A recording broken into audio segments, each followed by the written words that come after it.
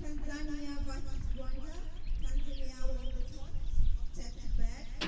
Malawi versus Nigeria. Malawi won the toss, opted to bowl. Ladies and gentlemen, the RCC would like to remain that racism, homophobic, or other abusive conduct and language will not be tolerated and shall result in ejection from the venue and the imposition of a section including possible criminal prosecution. Thank you.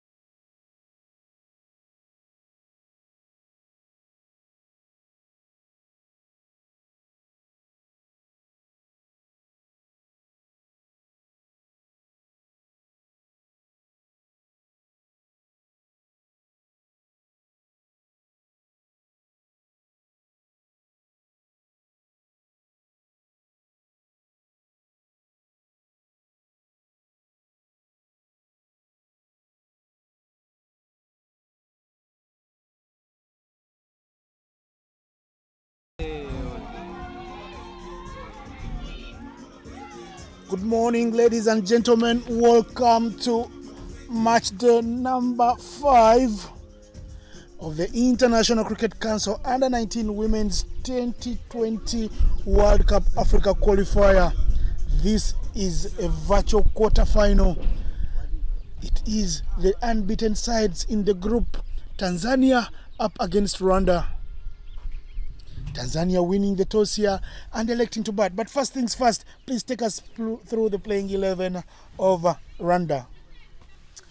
Morning, ladies and gentlemen. Florence here, the most loved player of Botswana by our innocent here.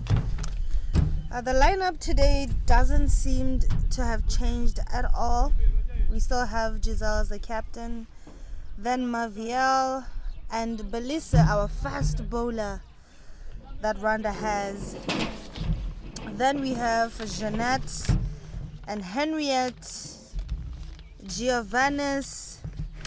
We also have Cynthia, Divine, another Henriette, but this time it's Ishimwe. Then we have Rosine Irera. I kind of like her name. And then lastly we have Mary.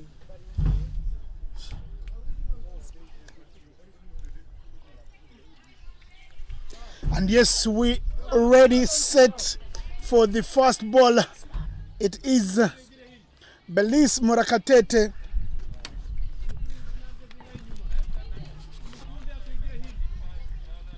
I wonder what the game plan for Tanzania is. I mean, they have seen Rwanda play and they know just how fast Belis is. Belis, of course, will not be taking no prisoners.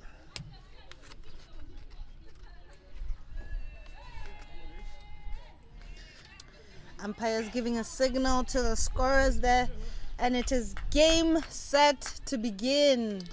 Belis in her full flow there. A little warm-up there, routine for her. Umpires standing in from the university end. You can see Mr. Patrick Makumbi Musoke from Uganda, and a square leg is the local boy, Sanjay Bagava. Ball 1, it meets the face of the bat. The fielding is up to 8. I tell you, it is Bakari and Selasini opening the batting. Bakari giving a full face to that one.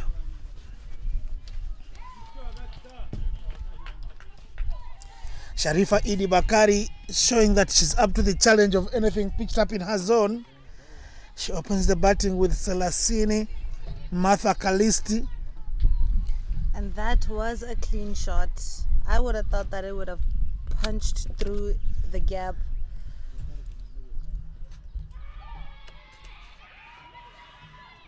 Tanzania very eager to put the runs on the board. Let's hope that it all goes well for both the teams today. The tactics are clear. You very well know that whoever wins this match will top the group and will play Namibia, who are in second place. And whoever loses this one will play the top leaders in the other group, Uganda.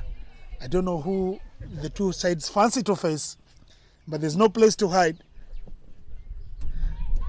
To win this trophy and take the lone place to the final, you've got to beat the best because you want to be the best. I'm very intrigued by Belis's follow through after her delivery. Going just right in front of the batter to meet her a little bit. Could that be a little bit of intimidation right there? I wonder if the batsman is intimidated by that.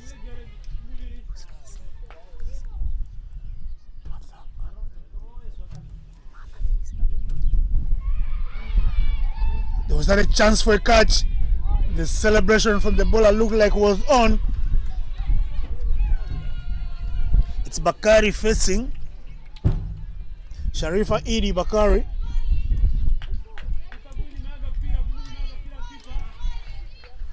You look at the Tanzanian lineup and you see that every batter has got 3 names. Every player in the squad, they have a Christian name, an Islamic name, and the botanical name.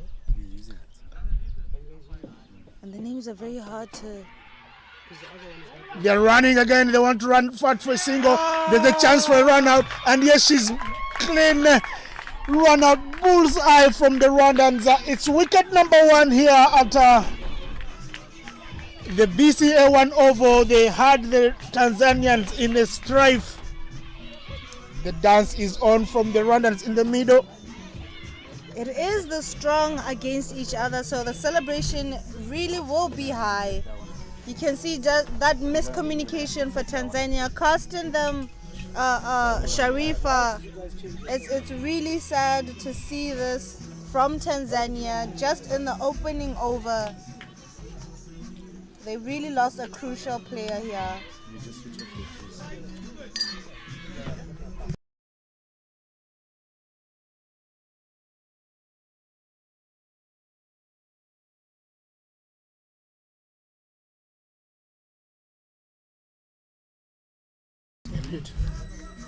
A beautiful direct hit from Henriette Ishimwe, who took the man of the match against Malawi.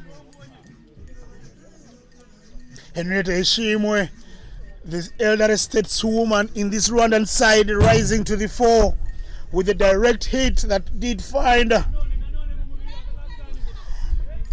Martha Kalista Selasini short. You know, that was a beautiful one bounce straight to the stumps, and I thought it was actually gonna miss. The bounce was really powerful there, but it just happened to clip the top of the bales and causing the biggest celebration that Rwanda has ever had so far in this tournament. First runs given by Belis Murakatete wide. Score is now from 0 to 1 to 1 for 1. Tanzania will be happy that the scoreboard is ticking. They have to be careful with those risky runs there. Not letting the pressure get to them. It's definitely going to be a tough fight.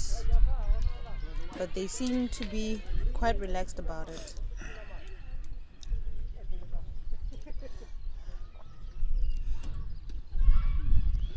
A nip to the back of the keeper, going fast enough for third man to miss. I mean, Belisa is a fast bowler, so a nick to her ball will definitely send it to the boundary. And that brings the end first over. Although they lost a wicket, they did manage to get 6 runs on the board.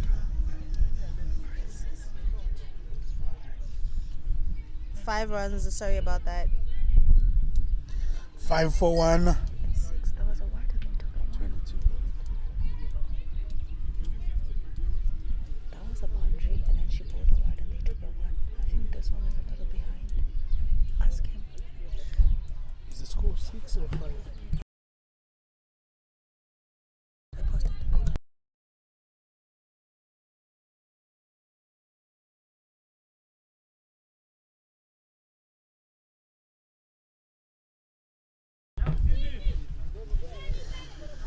Florence, you were right there. 6 for 1 after over number 1. If they keep picking up a wicket every over, we'll be done and dusted in 10 overs, but that's not what we want. We want a full game of cricket. It's a half day for everybody here. It's the business end of the tournament. It is everything to play for because this is a virtual quarterfinal, and many of the neutrals across the globe watching from everywhere in the world believe that this is a preview of the final. This is a curtain raiser to the final. Everybody believes these two teams are the best teams in the tournament, and we will see them play in the final on Monday afternoon. I do agree with you there. I also want to see a full 20 over match between these two. They are the strong contenders here. So it's very, very interesting to see who's going to take it today.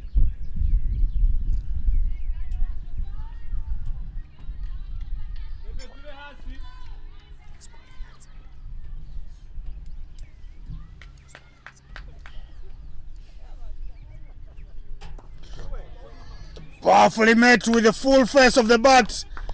She's here to mean business. Selasini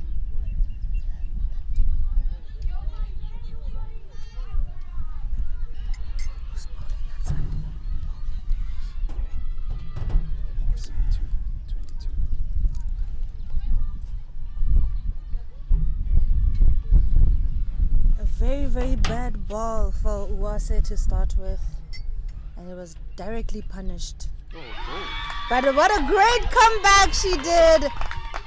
Nick to the middle stump. That sends one more batter for Tanzania to the lapa to greet another one of her teammates by the middle there. Beautiful celebration from Rwanda. I mean, they are on fire. They look like they're on top of the game. And if it does go as you say, losing a wicket per over, we'll be done and dusted by 10.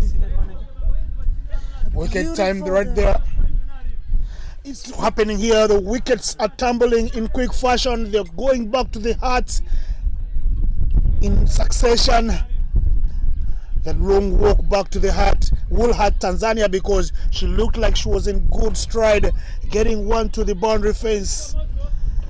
And well, 2 down. Score is 12 for 2. I have to say, that bad ball that she started with, followed by a brilliant ball delivery. I'm very, very, very happy with that delivery. Yeah, she was punished for one that was straying onto the pads. Then she found her mojo with a straight ball. Giovannissi Uwase striking right there. Early morning here, and ones are flowing, but the wickets are tumbling too. Definitely. It is up to Saumu to stay in the middle there so that Tanzania doesn't put themselves under a lot of pressure.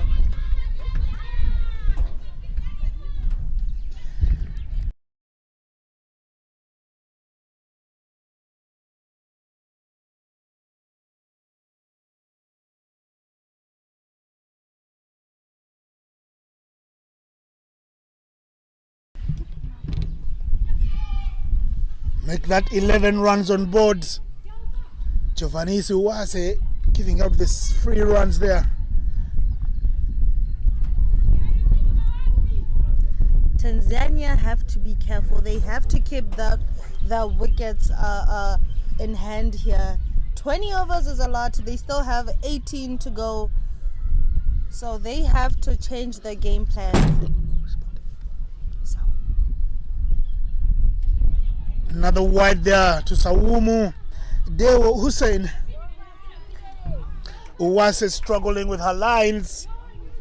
We definitely need that second delivery back because it is not looking good for Rwanda. You can even see Giselle going to her, giving her a little bit of encouragement not to worry and just take it a ball at a time.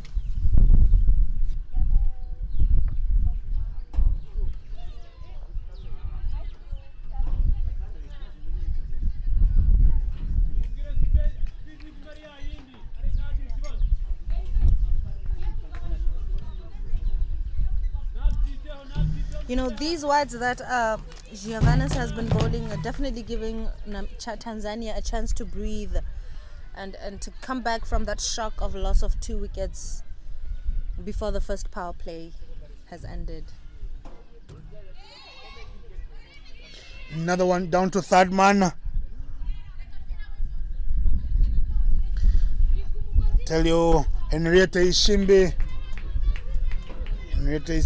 right there cleaning up from third man boundary.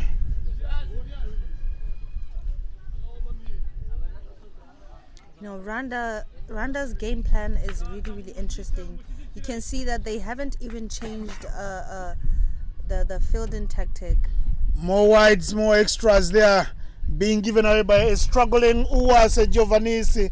What we saw that she can do is the balls in the middle are picking wickets, but the extras in the over are quite many. 4 extras already in the over.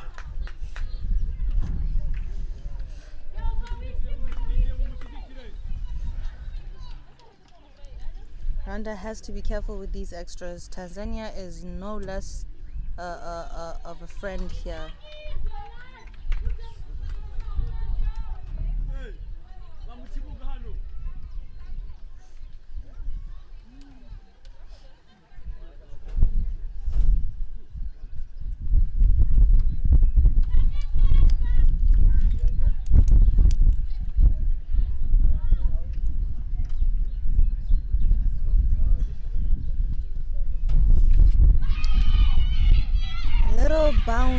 and they managed to squeeze in a single. That was a better delivery from Uwase here. It's the end of the over finally, a long over there and a fruitful over for Tanzania. They lost a wicket but they scored runs in it. There were only 6 runs in the first over, but now 16 for 2 after 2 overs. Moving at 8 to the over. An over in which they got 10 runs. And Rwanda has to be careful with these extras. I mean, they did take 2 wickets, but now the run rate is really, really high. If you remove the extras in this match, the score would have been a little more exciting for the Rwandan dugout. But you see their coaches, the assistant coach, Mr. Bryson Bijingo, there having his voice out to send instructions for every delivery. But Belize Morakatete is a senior stateswoman in this squad. She knows better. That is brushing off the hips of the batter, Kibwana.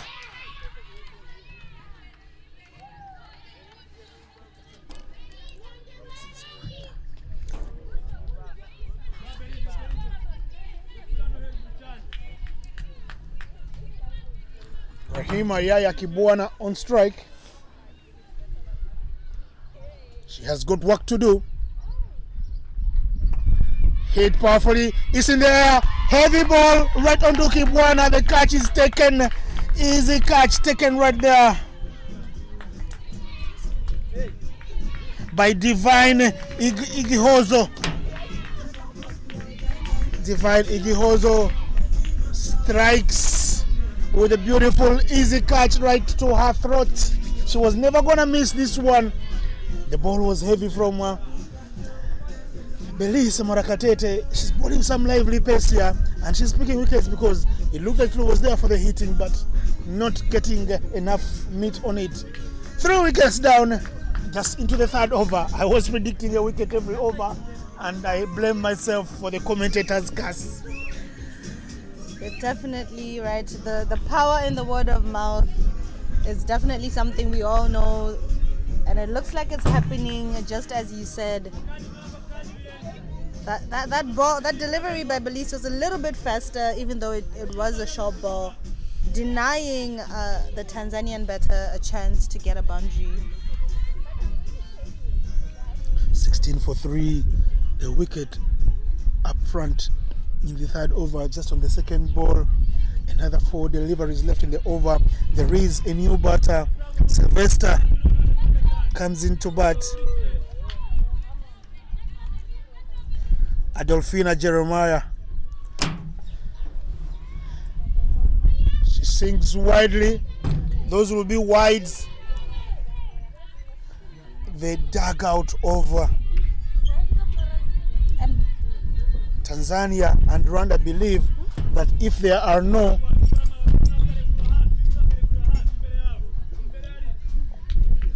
Tanzania is now under a lot of pressure by the loss of the first 3 wickets.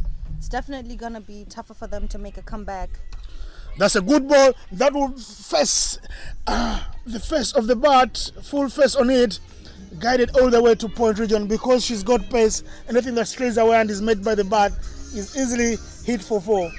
You're definitely right about that. The faster the delivery is, the faster it is to go to the boundary. And I tell you, even a chase by the fielders won't even catch it. Like they say, the faster you come, the faster you go. By the time the 2 teams do come from the hotel, Uganda and Namibia, to watch this one, they could find it done as a contest. More wides being made by the boundaries. That is the problem with Rwanda. The good balls right in the middle will pick you wickets, but whenever you stray away, you are in trouble up front and you pay the price. And we've seen the runs have been flowing. The wicket column is done them well because they've picked up on the good batters up front, but they are giving away too many, 2 men too fast.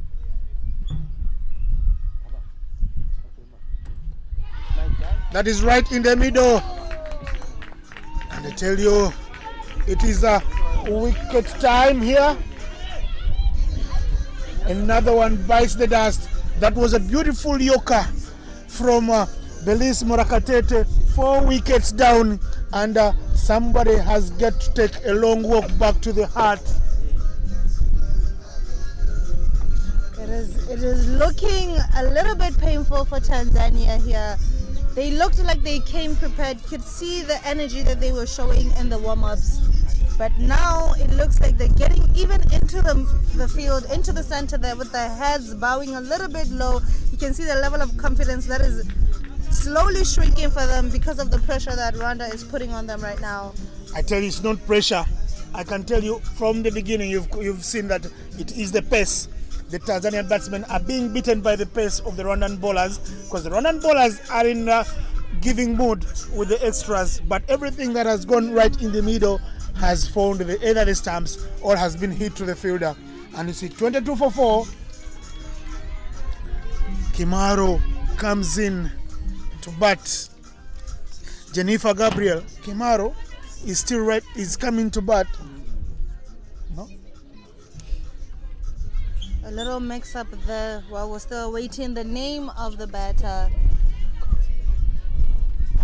You know, it's always nice to see the middle order batters coming in after the first power play when it looks like the fast pacers are done.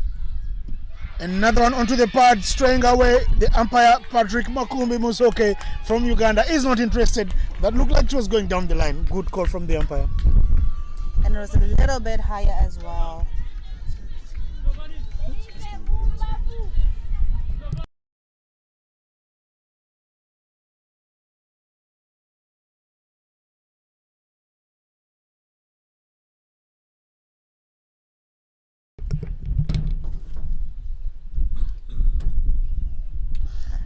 Again, the freebies do come through. Agnes Joseph Kwele, we know what she can do with the ball, but she comes in at a time when Tanzania are not just in a spot of bother. They are in a deep hole where they need to dig themselves out of. Only them can get themselves out of trouble, because they won the toss and opted to bat. Come on, Murakatete, what can you do now? Right in the middle. They are running through for a quick one. They call back and withdraw from the attempt of a quick single, and rightfully so. We are done and dusted with 3 overs. Score is 23 for 4. Halfway in the power play, you have 3 wickets. You're the opposition captain. What would you do, Florence?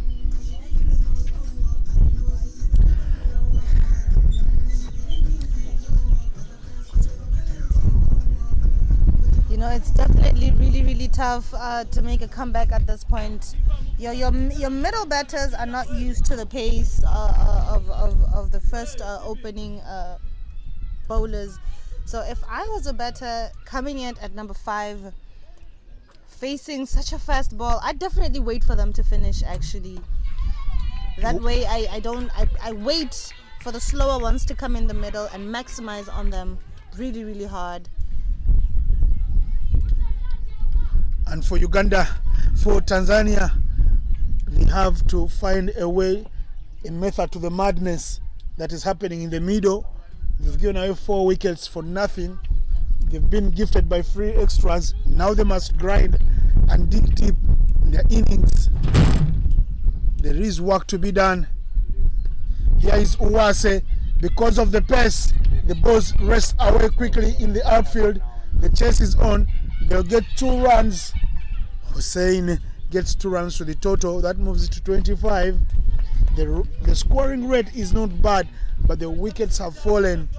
And for Rwanda, looks like they'll continue to do what they've done. Keep strangling, and the way they strangle is by bowling more pace. You're definitely right about that.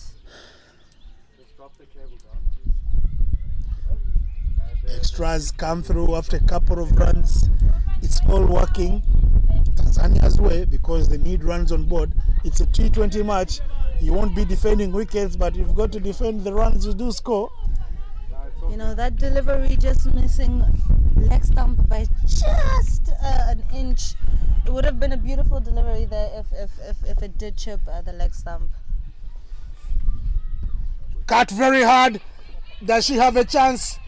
Henrietta Ishimbi doesn't have a chance. She chips in a dive. It's a desperate effort. The ball rolls away to the boundary. It's 4 more runs. Tanzania are throwing their hands at every inch of pace that is not going to be hurting them wide off the stumps. 4 more runs. You know, as good as these opening bowlers are coming, that looks like a little bit of a stab to the pride of our pace bowler there, Jean Vanis. She has been doing not quite well though. Even though she has been taking those wickets, she's giving a tick to the scoreboard for Tanzania with those wides that she has. Another ball just on the 4th stump there. She'll look at it and let it go. The young batter there for Tanzania, Sahum Deo Hussein. She's holding forth, and I like the technique she's applying out there. Anything not in the stumps, I'll throw the kitchen sink at it.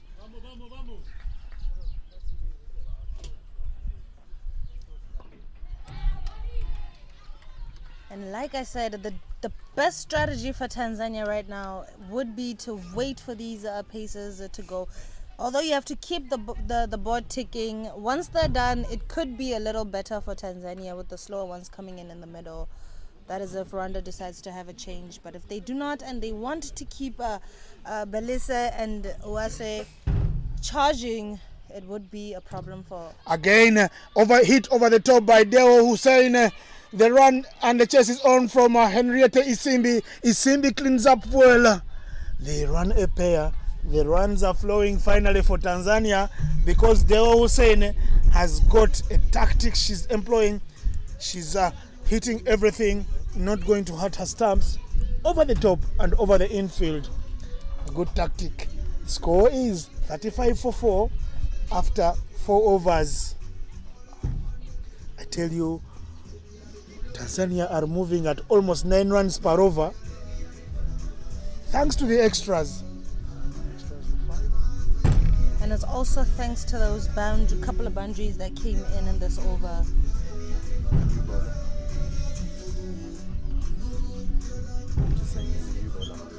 How many extras? Inside. Scotland is seated 12th in this event.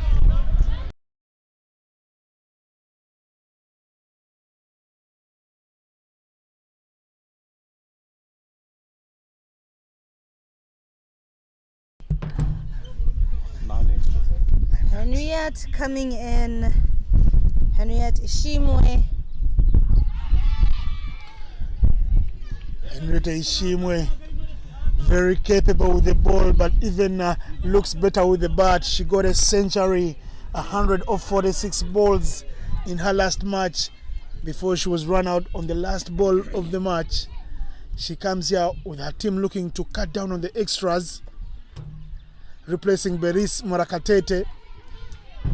Beris bowled 2 overs and she's given a rest. If I was the coach or the captain, I would have asked Belise to give me another over, but Kishali Shimwe giving her a rest. I told you, when you're strangling, don't remove one hand to punch, keep strangling the bat, because Belise was picking the wickets. She was bowling good pace. And now Henrietta Simbi comes in with not that sort of pace that will hurt you. She comes in that sort of pace that is playable for Tanzania. Even though the pace is good, you can see the batter struggling with it a little bit. But she definitely punches it through, and it was going in very fast to the boundary. A celebration for Tanzania, a little break there. And it is Agnes Joseph Kwele that gets off the mark.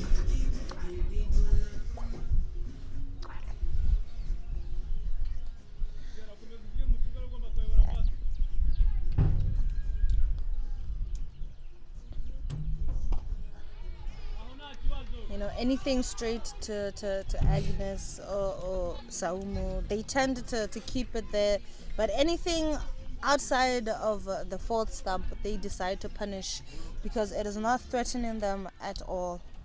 And they punish it really hard. There was a third on the fourth stump there. She swung widely. She's gone for runs, a boundary, yes, but there are no extras, and that is what the dugout in Rwanda want to see from their team. The Rwandans will be watching closely this match away from home in the continent. The Rwandans living in India, those in the UK on missions. They are a passionate country and a very proud nation, and they want this team to get one over Tanzania, but it is 5 overs done. The score is 39-4. The score is not that bad, but the wickets gone might cost Tanzania a little bit. But the two in the center that seem to be holding on, ruining the spell of a wicket per over by Rwanda here. Agnes Joseph there on 4 from 8 deliveries, and Saumu Deo Hussein on 13 from 8. They're doing very well, these two. And there's a change in the bowling from the locals call the generator end. I prefer to call it the coffee club end.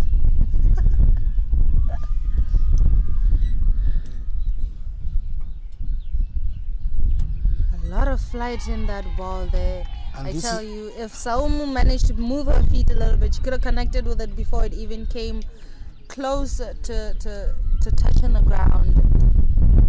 And it is one of the bowlers that you love a lot, Rosine Herrera, coming there to complete the power play. I tell you, it's the East African derby. These two countries do know a thing or two about each other. Guided to the leg side, the chase is on. The chase will be in vain. 4 runs to the total of Tanzania because the spinner is straying away early in the power play.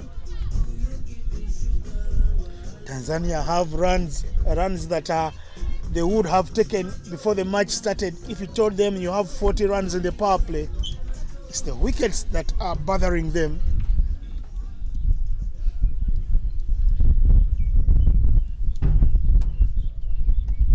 Another one given a full face. Herrera finding her line again. The only poor ball she's bowled in the over thus far has been punished. And she wraps up with a dot ball. It is 43-4 after the power play, and there will be a change in the commentary. Florence, who is coming in?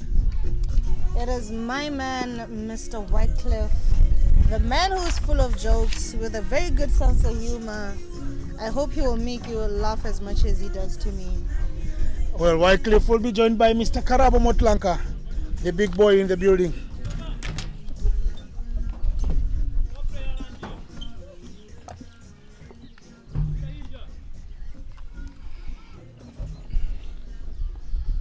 Good morning to all our listeners. Very interesting fixture we have this morning, Wycliffe. Yeah, it looks like it's going down. Look like these two batters, they want to start to keep the scoreboard running. Yeah, it's been interesting to see Tanzania's approach. Despite losing a few wickets, they seem to still be carrying that positive mindset with them. Yeah, definitely it was actually a best start to them. But they managed to keep on fighting. I love the fighting spirit which they just showed. With these two batters trying to score runs on the board. Not forgetting also the two opening bowlers. They've been actually bowling the good lines at a good time. And they managed to scoop 3 wickets, early 3 wickets. Yeah, pace like fire at the beginning of the innings today. Put some brakes on the intentions of the Tanzania batters. Big appeal, but a slight inside edge there. But these two looks like they're actually looking forward to play their game without fear. Without fear from the Rwandan bowlers. But they're actually bowling good lines here. Yes, Shimo has come in here, and she's kept a good discipline since she's come into the attack. Shot through the offside, chases on for the sweeper, just beats the fielder on the boundary. 4 runs to Tanzania. They look like they're on the charge a little bit here. Hussein and Kole look like they intend on still pushing and scoring runs. Yeah, definitely. They actually need runs. Since they had a bad start, yeah. I think this is actually a good start from them. But by the end of the day, they have to score more runs. Because looking at Rwanda's side, they're actually a threat to them. So they'll be looking forward to score a big score so that they can actually defend it. And that brings the over. Yes, that brings the end of the 7th over. Tanzania moving right along at 47 for 4. I think this is one of the most interesting fixtures that we've seen so far to date in this tournament. 2 teams who have played very well up to this point, and I'm sure this will be the biggest challenge that each team has faced so far. Yeah, definitely. Looking at in their group stages, they've been actually on the top of their group, playing good cricket. Looking at Tanzania, they have won all the games. Yeah, so they'll be looking forward to continue with their winning spirit on this one too. Saumu Deo Hussein taking strike against Irera. Edge through the slip region. So we'll be pushing hard the Tanzania batters. Looks like they'll come through for a comfortable 2 as it's holding just before the boundary. There were thoughts of a third, but they settled for the 2.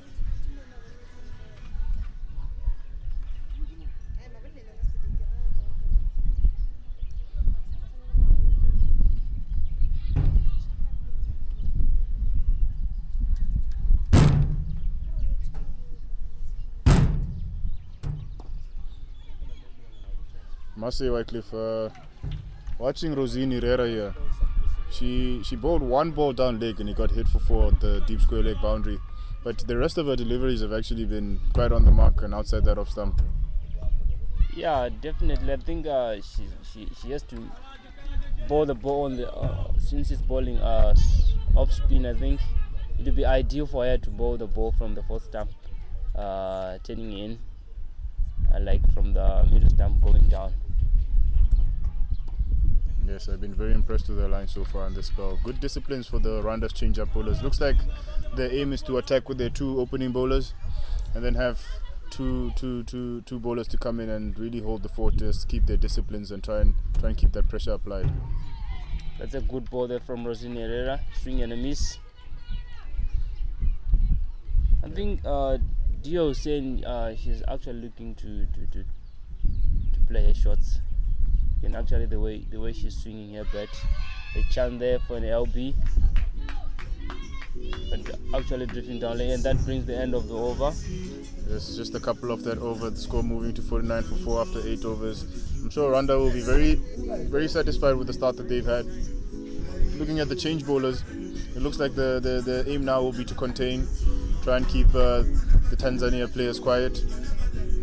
Yeah, definitely. They had a good start. I think now that they're in a driving seat where to say we have to receive these guys maybe less than 100. That would be actually a good thing for them. Looking forward also to these guys here for Tanzania. Hussein, I think she looks like now she's actually set in this game. She can actually be. New bowler here, Giselle Shimwe, starting off with an extra, trying to see if she can help her team along, try and make a couple more breakthroughs. The Tanzania batters right now look like they've regrouped and they're going to try and put a decent total on the board, but Saudi Hussein will play a crucial role. Swung on the leg side, running away to the deep square leg boundary. Beautiful sweep shot there, and Tanzania move past their 50. These two batters have been actually holding the innings with the two of them, which is actually a good sign from the Tanzanian, keeping that fighting spirit despite the bad start. But these two looks like they are settled. They actually want to play their game. So yeah, we'll be looking forward for a good game of cricket here. That's a full ball there, driven straight back to the bowler.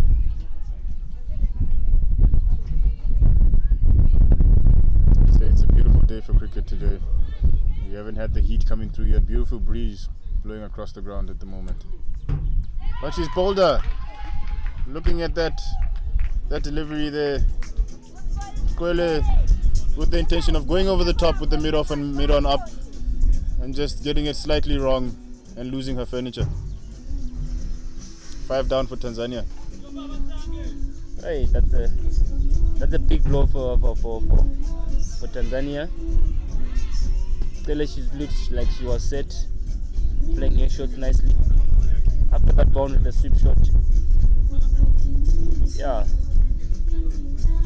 So what do you think now, Mr. Karabo? Now, since these guys that keep on losing the wickets like this, losing their main batters, what could be the score here? Like, we'll be looking at. To be honest, I feel like now it's up to the captain, Saumude Hussein. She will have to play a major role here in trying to see if she can face majority of these overs that are left. It's crucial for Tanzania for her to be at the crease. She's the set batsman, she's a set batter, and she can, as the leader, as the captain, she can guide all her partners that come into the crease. And she needs Hamisi Ushanga here, who's new to the wicket, to try and start again, try and build a partnership. That's what Tanzania desperately need at the moment. Yeah, definitely. I think from what you just said, I think said she must actually check the strike more often. It's chance for an LB there, drifting down the leg. There's a big appeal there from Giselle. Maybe now the combination of a left and right for Tanzania might put a bit of a different challenge to these Rwanda bowlers, who've been able to keep their line and lengths and their disciplines. Yeah. And now they might have to do some adjusting. Yeah, definitely. Or flicked on the leg side. They drifted down leg here by Giselle Shimwe, and Hamisi Ushanga off the mark with a boundary. Lovely flick shot. That was a good shot. Looking in the field, they actually have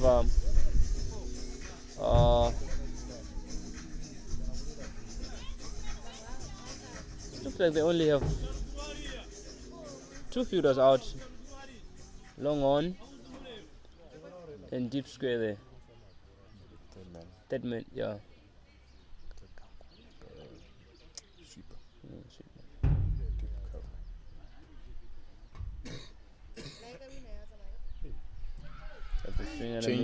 Change of angle there from Giselle to finish the over. This beats Ushanga on the just outside off, bringing the score to 58 for 5 after 9 overs.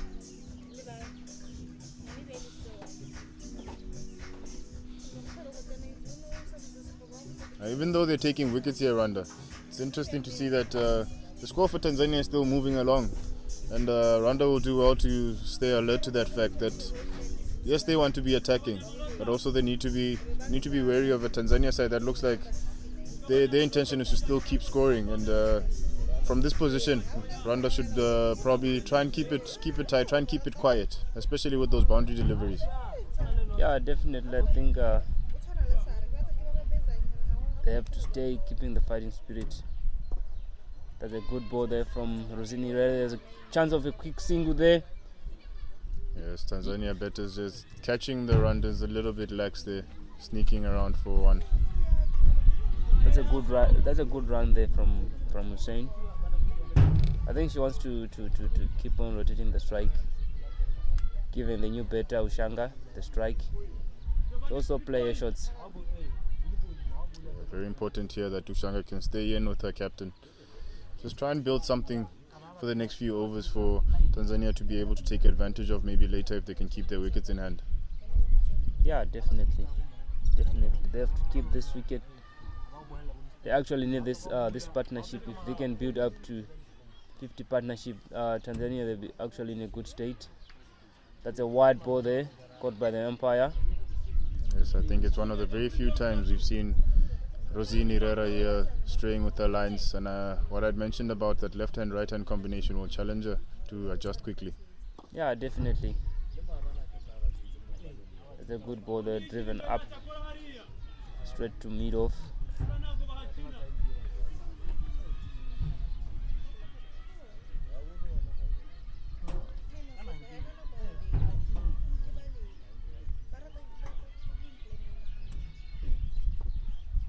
That's a good ball there from Herrera. Yes, straight back on the mark there from Rosini Herrera. Her spell has been very impressive, if I may say. I'm enjoying the control that she's bowling with. Yeah, she has a good control with the ball.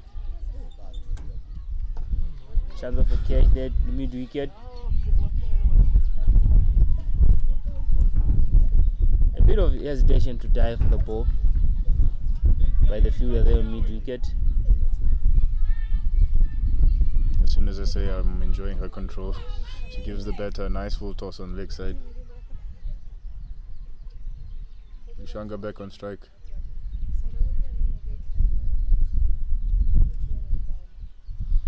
Oh, lovely delivery there.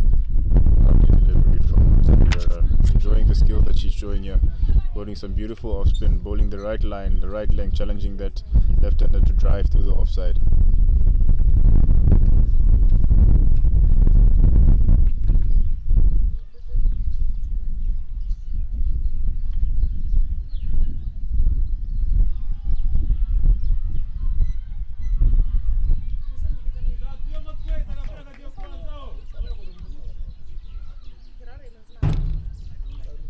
Swung away on the leg side towards the deep backward square. Tanzania pushing hard for two, but decide against it as the fielder cleans up well on the boundary. Good work there from Divine Iguhozo. There, deep backward square. We're halfway point in wickets, halfway point in overs. Are we halfway point in runs as well for Tanzania? How much can they really get on the board? 63 for 5 at the moment. What do you think, Cliff? Yeah, I think with this jet, with the way they're actually showing, it looks like Ushanga, she wants to check those twos. She's actually a good runner between the wicket. I think they've been actually in a good space to score anything above 100. I think it will be actually a good thing for them.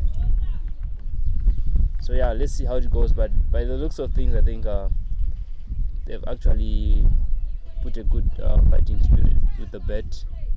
And also, I think Rwanda ladies had a bit of slowly slid back since the way they started bowling. I think they've been in a position whereby they're actually going to bowl these guys for less than 50. But now, yeah, credit to Snail, the wicket keeper, keeping her wicket, trying to make Tanzania score some runs. That's Giselle there coming from the dark pool end, slightly outside off, trying to play it straight to the point.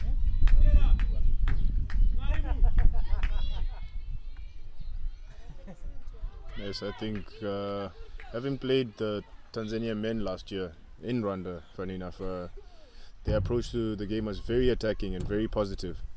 And having seen these young under-19 ladies, it looks like they adopt a very similar approach. I think the Tanzania women, the senior women, were in Rwanda earlier this year for the Kwibuka T20, and having seen them there, they also played a very good, attractive brand of cricket. So it might be a theme throughout what Tanzania cricket is doing at the moment. Yeah, we can actually see from the fighting spirit these guys have. The way they feel, the way they run between the wicket. That's a good shot there, going down straight to extra cover.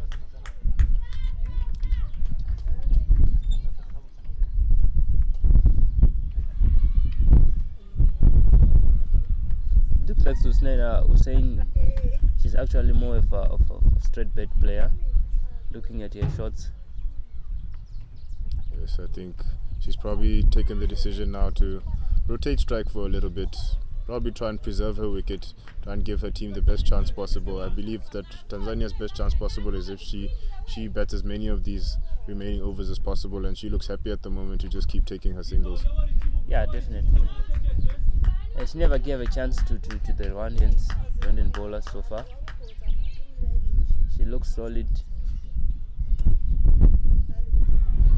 Looks like a good change up there by Giselle, showing skills, trying to outfox the steady head of Saumu Hussein.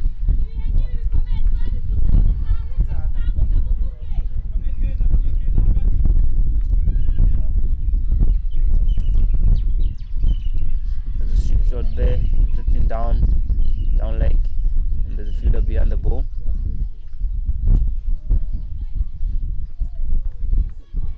And that brings the end of the over. Yes, another over passes in this Tanzanian effort to put a score on the board. Try and keep the Rwandan batters, who we saw the other day have the ability to go big. So I'm sure it'll be in the back of the mind of the Tanzanians. With the score right now on 64 for 5, I'm sure they'll be looking to try and get a score that will really challenge that strong batting that we've seen from Rwanda so far in this tournament. Yeah, definitely. That's Rosina Herrera continuing from the generator end. She slightly flies the ball. She gives the ball more air, which is actually a good thing if you're a spin bowler. You have to give the ball slightly air. Yes, you have to be brave as a spinner, especially nowadays with this T20 cricket. Sometimes the batters' eyes light up when the spinner comes on. They feel that it's an opportunity to get that ball going over the boundary. But that also presents opportunities for spinners. I believe the trend that we've seen since the introduction of T20 cricket is that the spinners actually take quite a lot of wickets in T20 cricket. Yeah, very true, very true. Because you'll be having that mind of you want to try to hit the slow ball, but looking at it now, it will be actually a trap for you. Since the ball is slow, then yeah, I agree with you.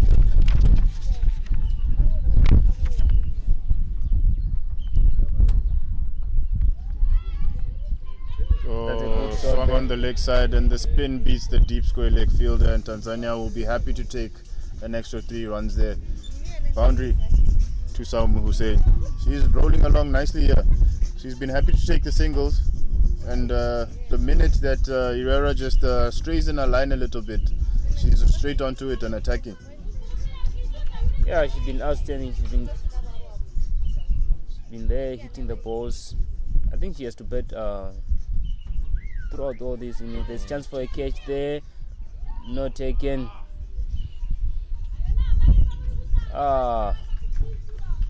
That's a missed chance there. Yeah, non-striker coming to have a word with her captain, probably reminding her the importance that she is, how important she is to her team at the moment. Delicate situation we're in. So she'll be saying, Captain, just keep it rolling, keep it down. Definitely. She has to respect the good balls, like the way she just played now, blocking the ball. Yes, that brings the end of the 12th over. 6 of that over moving. Tanzania score to 70 for 5.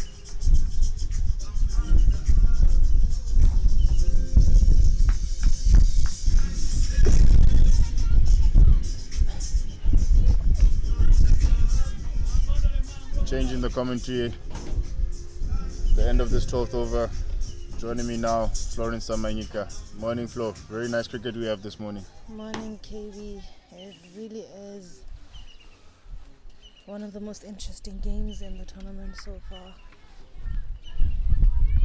Giselle Shimwe here, coming round the wicket to Shanga. Ball played onto the offside and quick single taken here. Happy to rotate strike here, the Tanzanians. After losing a few wickets, you can't blame them, can you? You really can't. They're really looking to maximize in the middle overs here. Before Giselle decides to bring in the paces towards the end of the innings. It would be really nice if the two in the middle stayed till the end. Driven towards cover there, drops just short of the fielder. Captain to captain here. We're interested to see who comes up on top, who wins this mini battle within the big battle.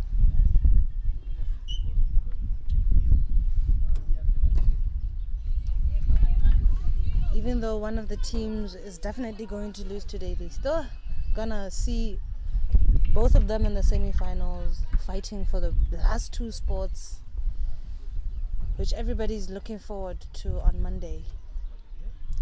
Just drifted down leg there, swept away to the leg side by Hussein. Pushes hard, comes back for two. You know, it's always hard when you run from a sweep shot. You're already down there, taking a lot of energy to come back up, and running two is really a challenge for the striker.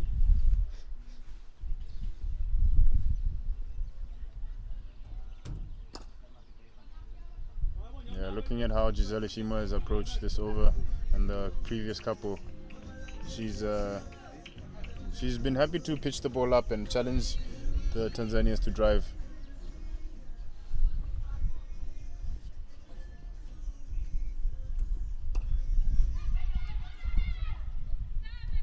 Oh, she feel like she missed out on a little bit there. That Full was toss a nice drifting shot. down leg. Yeah, It very was nice a shot. It deserved a few runs off the bat there. Yeah, especially looking that there's no one behind the square leg fielder there. She'll feel like she Exactly. missed out. End of the 13th, score 73 for 5. Intriguing 7 overs coming up here in this East African derby battle between Tanzania and Rwanda. And only one can come on top in this battle.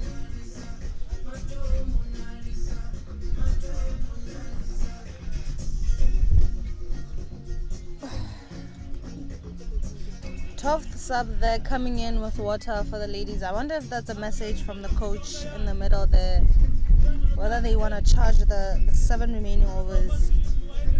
They still have 5 wickets in hand here. They can still do anything.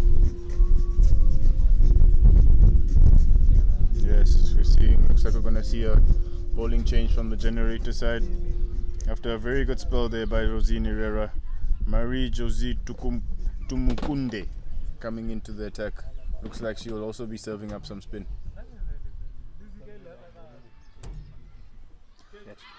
Up in the air. Brooks up here. So. And she's out. Frantic stuff in the middle there. She was almost in because of that little misfield from the bowler there, but it definitely costs Tanzania and breaks up the partnership that they had. Yes, disappointing there for Tanzania. That's the worst way you can lose a wicket at the moment. After looking steady and looking like they were trying to build a partnership, as you were saying, there was a message coming out from the dugout there. Definitely. But unfortunately for them, there's a mix-up in the middle. Even though Rwanda didn't complete it so cleanly, in the end, it still counts as a wicket. And if you could see, there was a little bit of a lack of concentration from Tanzania. I don't think they saw that third fine leg moved in a little bit closer to the wickets than how she was before.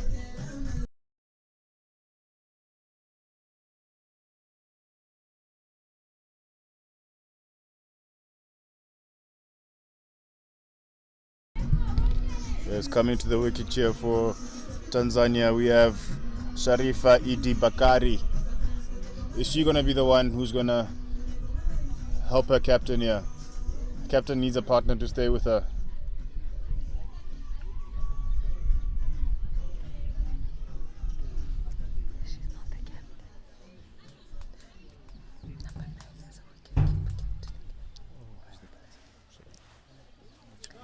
Will looking to replicate the same ball.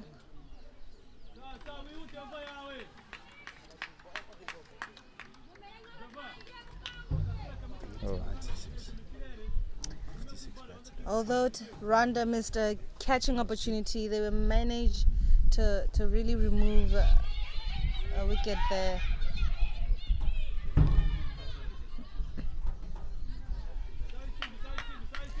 Tanzania have to be careful with those risky runs. It wouldn't serve any good to them if they lost more wickets right now before the end of 20 overs.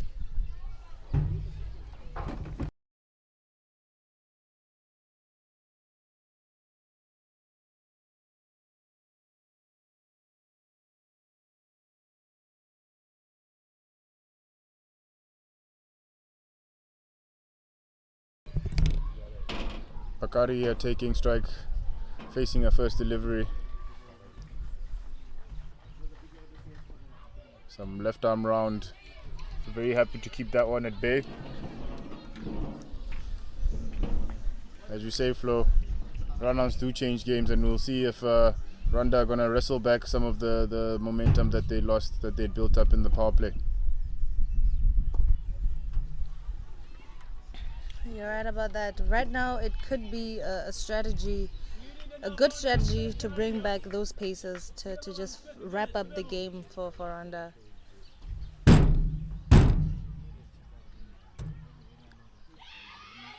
Big quick single here, pressure on the short fine leg fielder, fumbles, allows the run to be a comfortable one in the end. Henrietta Simbe, you see a lot of runs being taken at any position that she's fielding. She's not really in a good momentum today. We saw her when she was at third man there. They were taking an easy 2 at her, which is kind of rare to see from the boundary.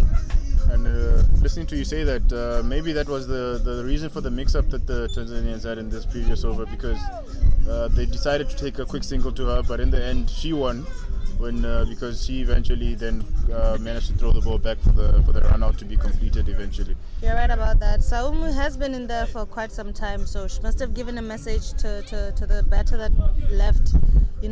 Anything towards Henrietta Simbi could be a single for us.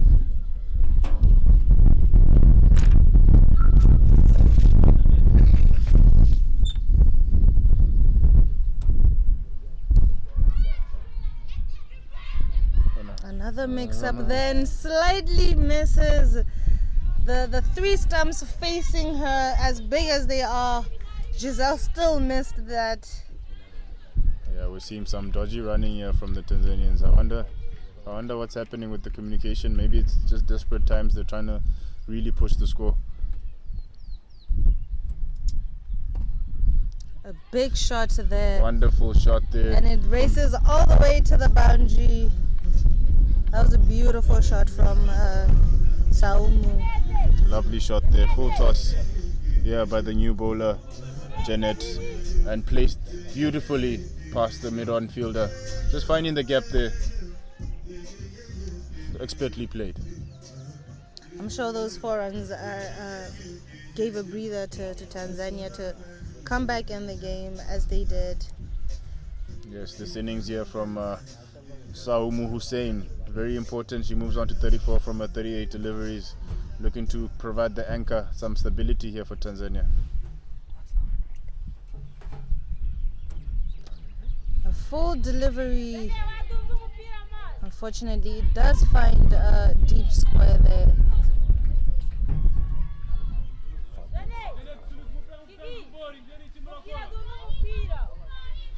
Yes, Tanzania just moving along here at a rate of 5.5.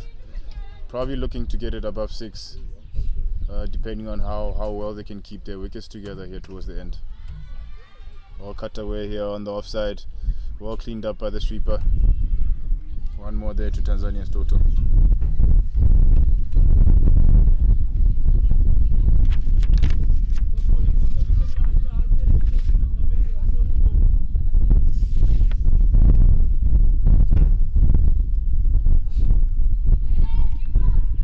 Mix up here. Fielder doesn't manage to get the ball. Tanzania batters there just looked like they were questioning whether there was a run, but fielder does not pick up and allows them just to trot through.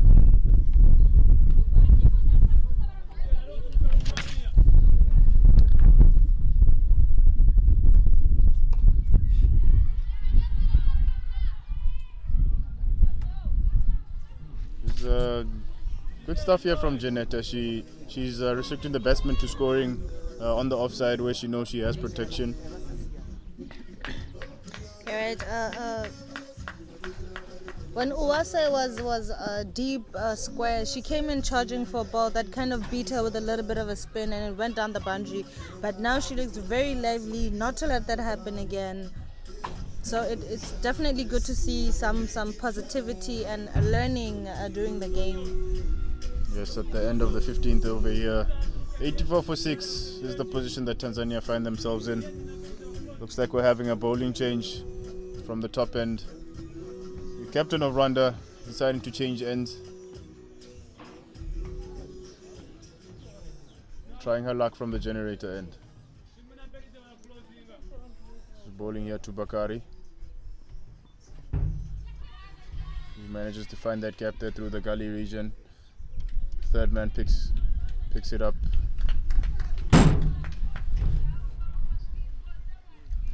It's been very impressive watching Saumu Hussein here.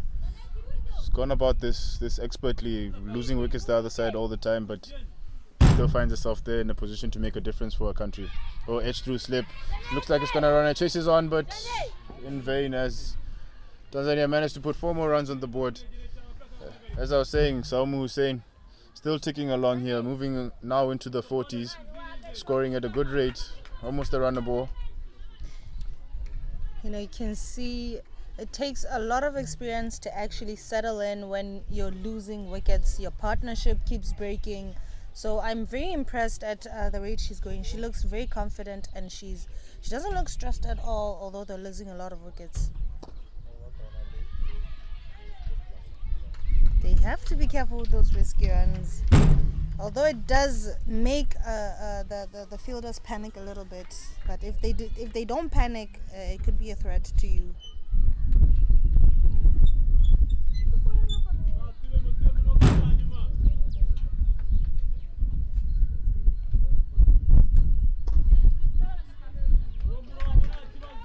Yes, Captain Giselle Ishimwe here, trying to keep things tight. As you saw from her bowling here from this other end, that she looks to keep the ball nice and full. Hit on the 4th stump channel, hit in the air straight to the middle fielder, and finally Rwanda can celebrate the wicket of Saumu Hussein, who's done very well here to keep things together for Tanzania. But unfortunately for them, she loses a wicket, a soft dismissal there. It's not really looking good for Tanzania. They just lost a wicket who managed to score half the runs on the board by herself. So it is up to her teammates to now try and replicate that and do even better towards the remaining 5 overs. Yes, she'll be disappointed to come all this way and have a loser wicket like that. I'm sure she would have been looking at these 5 overs remaining here and possibly getting her team over 100, 120 mark.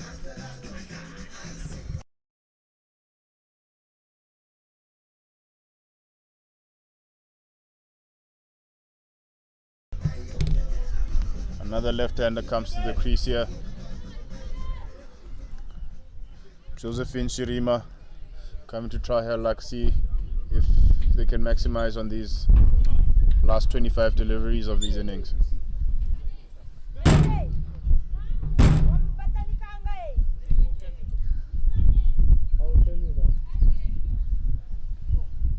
A left and right combination.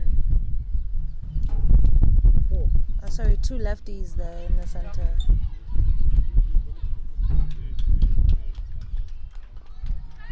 It's actually been a feature of this week. We haven't seen too many left-hand batters. It'll be interesting to see how teams generally adjust to bowling to left-handers, as we haven't seen too many throughout the teams in the tournament.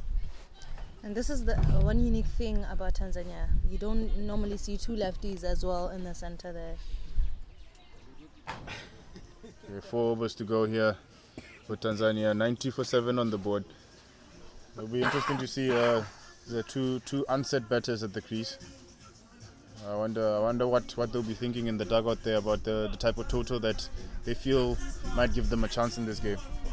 And look at Giselle bringing back Belize. They're very new at the crease, and here comes the pacer for Rwanda. It's definitely going to be putting them in a tight spot there. They don't have that much wicket in hand, so I think right now the game plan will be just to finish the 20 overs with a little bit of anything above 100 here for Tanzania. Yes, looks like the Rwanda bowlers happy to go around the wicket. The left-handers probably trying to attack the stumps a bit.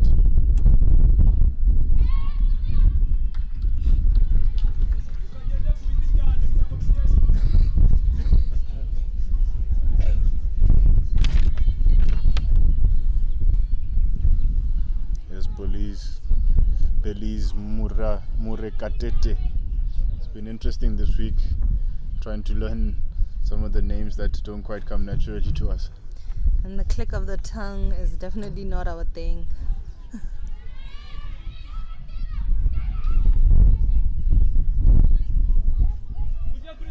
Could have been a buy there if Jennifer decided to go for it.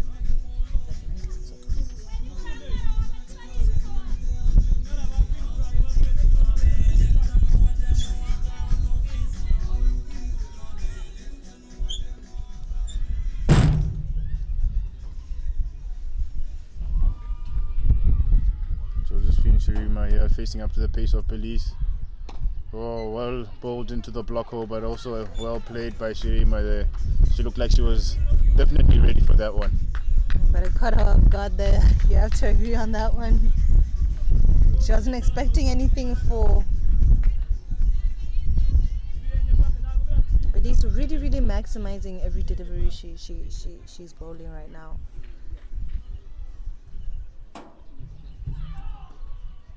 No ball call there by the umpire. Big yelp from Mr. Patrick Mukumbi from Uganda, letting us know that Biddy's just overstepped there. As you said, she's giving everything and clearly running in a bit too hard there and just overstepping the mark. Free hit now to Tanzania.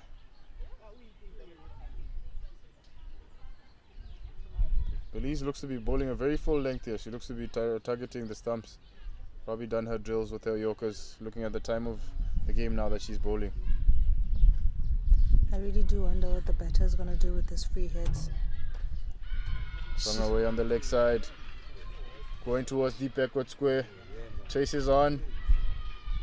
Looks like the field just manages to pull it in. They managed to get through for 3 runs. It was swung a bit harder. I'm shocked it just decided to stop right at the boundary there.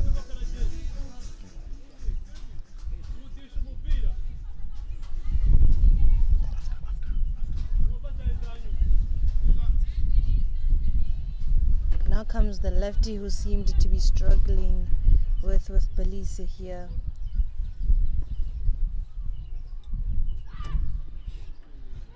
A big yell there. I wonder if that was a strain of the arm or was it because she put in so much power. She looks to be trying to really run in here. She just need to calm herself.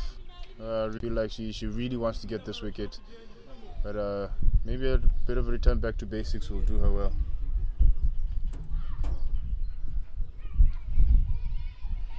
Quick single taken here as the keeper just spills it and safely through to Tanzania come. They're looking to take anything that they can.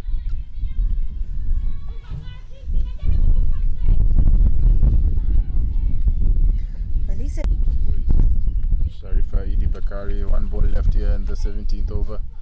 Belize running in hard. Bakari so far has managed to score at a runner ball. I'm sure her teammates will be happy with that for the remainder of the innings. That will lead them to just over 100, 110, 120. I'm sure they'll be looking at that. Short ball just evades the keeper. Looking to come back for 2 here. Tanzania decide against it as the throw comes into the bowler's end. That was a big throw there from Fine leg.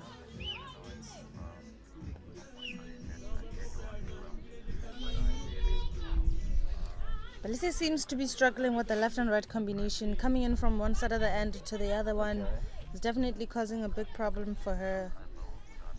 Taking longer than she usually does to finish her over. Sorry, Brandon, I'll call you back in about 20 minutes. Sharp. And Yes. look at that, she is struggling indeed. And her 5 raises. wides. An extra over bowled by Belisa here, giving Tanzania some more time to get the scoreboard ticking for their team. Wide and one. Yes, Belize struggling a little bit. As you had mentioned, that combination of left and right is proving quite challenging for her. Not a lot of teams in this tournament actually have had the luxury of bringing that to the table. And looks to be working for Tanzania at the moment with the Belize who's running in hard here, trying to give her maximum effort.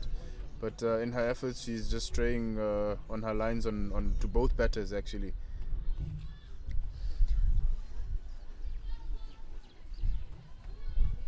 Her teammates are cheering her on, saying, "You're almost done. Just finish it off with a good ball. And take a deep breath to calm down." Yes, the batsman had just finished up on the wrong ends over there, but that ball had gone for 4 wide, so the same batter should be on strike.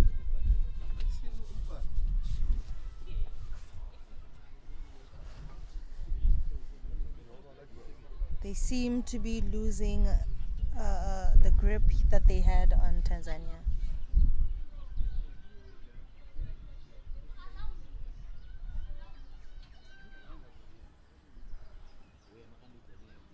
The umpire is just seeming to be clarifying something with the bowler.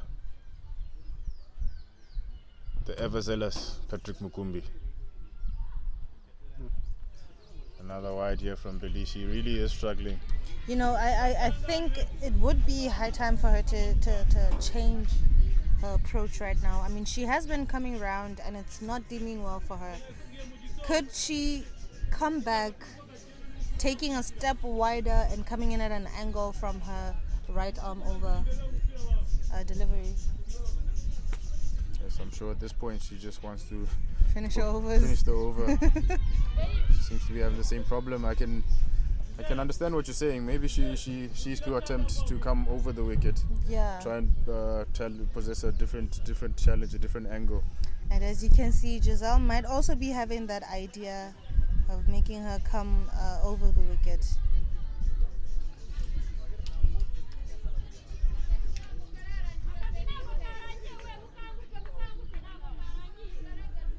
Looks like she thought about it and then She changed her mind as well. chipped in the air towards mid-off. Comfortable catch taken there by Giselle. After a very long over here for Belize, she gets her reward as the ball is chipped into mid-off's ever-waiting, ever-capable hands there of Giselle Ishimwe. It was a bad over, but it's nice to finish it off like that. Yes. Yes. After that long over, I'm sure she'll be happy to take her 3rd wicket of the inning so far.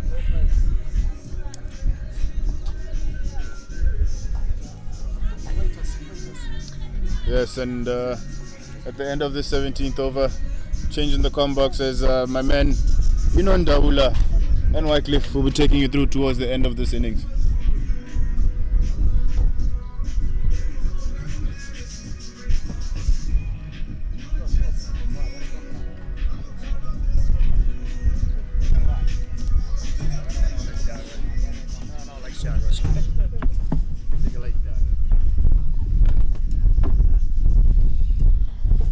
Wycliffe, we're here at the back end of the innings. The score is 107 for 8.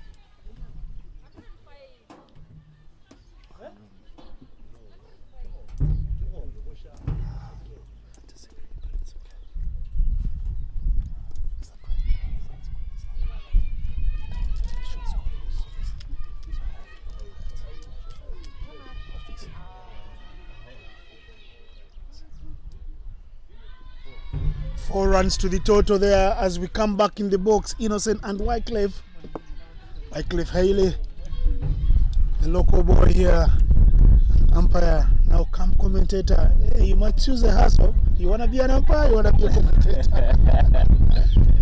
Yeah, that's going to be a hard one, huh? But yeah, we'll see how it goes. But I've been enjoying doing the comment with you, learning some stuff. Yeah, I'll be looking forward to chance of a run out there. The 2 batters hesitated to take that 1 run. So yeah, Mr. Ino, we are going down now. We are on the 17th over.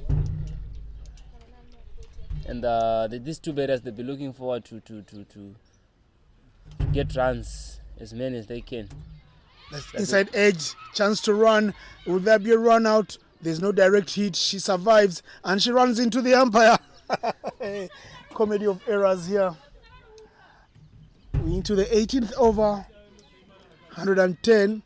She's up on her feet. They say fall down 7 times, stand up 8. There may be 8 wickets down, but they're still fighting Tanzania. And I believe they have the psychological total. They have the 3 magical figures on the board. 109 runs now. Yeah, definitely. I think they'll be looking to get more runs. And also, that's a swing and a miss, trying to play to the leg side. Henriette Ishimwe coming to bowl this over, number 18. The look in the Rwanda dugout, the officials and the reserve fielders there sit cocked. That's a wide, drifting down leg. And I tell you, that's the difference in this match. Rwanda have given out 25 runs in extras so far. It could be the difference at the end of the day. Too many extras, more than 1 extra per over. Yeah, that's too much. I think they'll be actually looking at there's a chance of a run out there. And a big miss.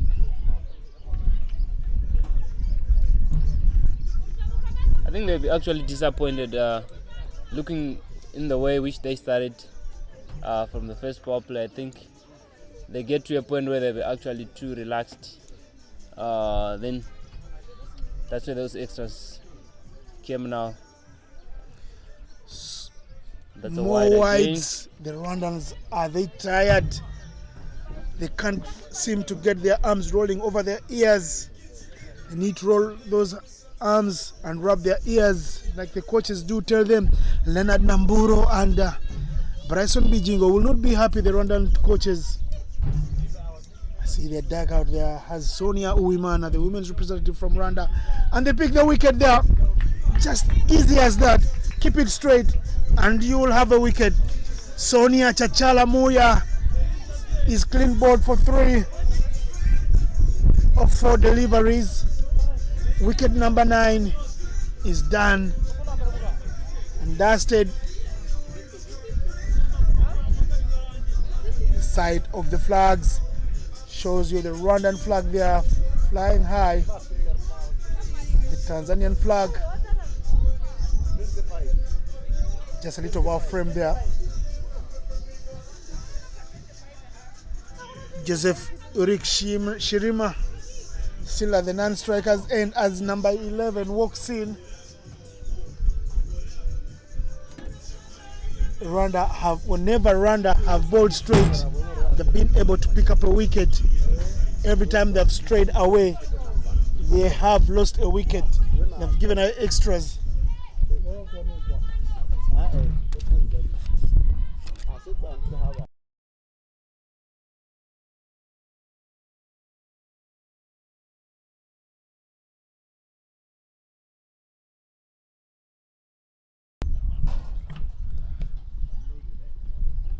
Number 11 in. And the new batter is Sheila Shamwete Kizito. Kizito, a saint's name. One of the martyrs that did die in Uganda. given sainthood by the Pope back in 1969. Ugandans and Tanzanians sharing these matter names, the East African brotherhood, sisterhood going on. And it's the East African derby here in Gaborone. This match could have been played in East Africa and we could have given you the match report from there. But they had to make and earn the mileage to come to Gaborone, Botswana. That's Belize there. Right in the middle for Belize. But Kizito up to the task. She's number 11, but she's giving it a full face. Belize has troubled the batters here with everything. She's bowled straight and full. Yeah, she's been bowling with a quick pace.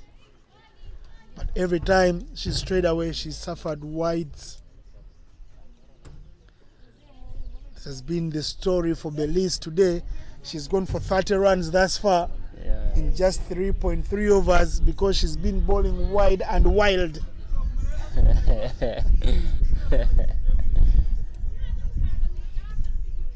Yeah, I think she'll be looking forward to finish strong. Get one more in the bag.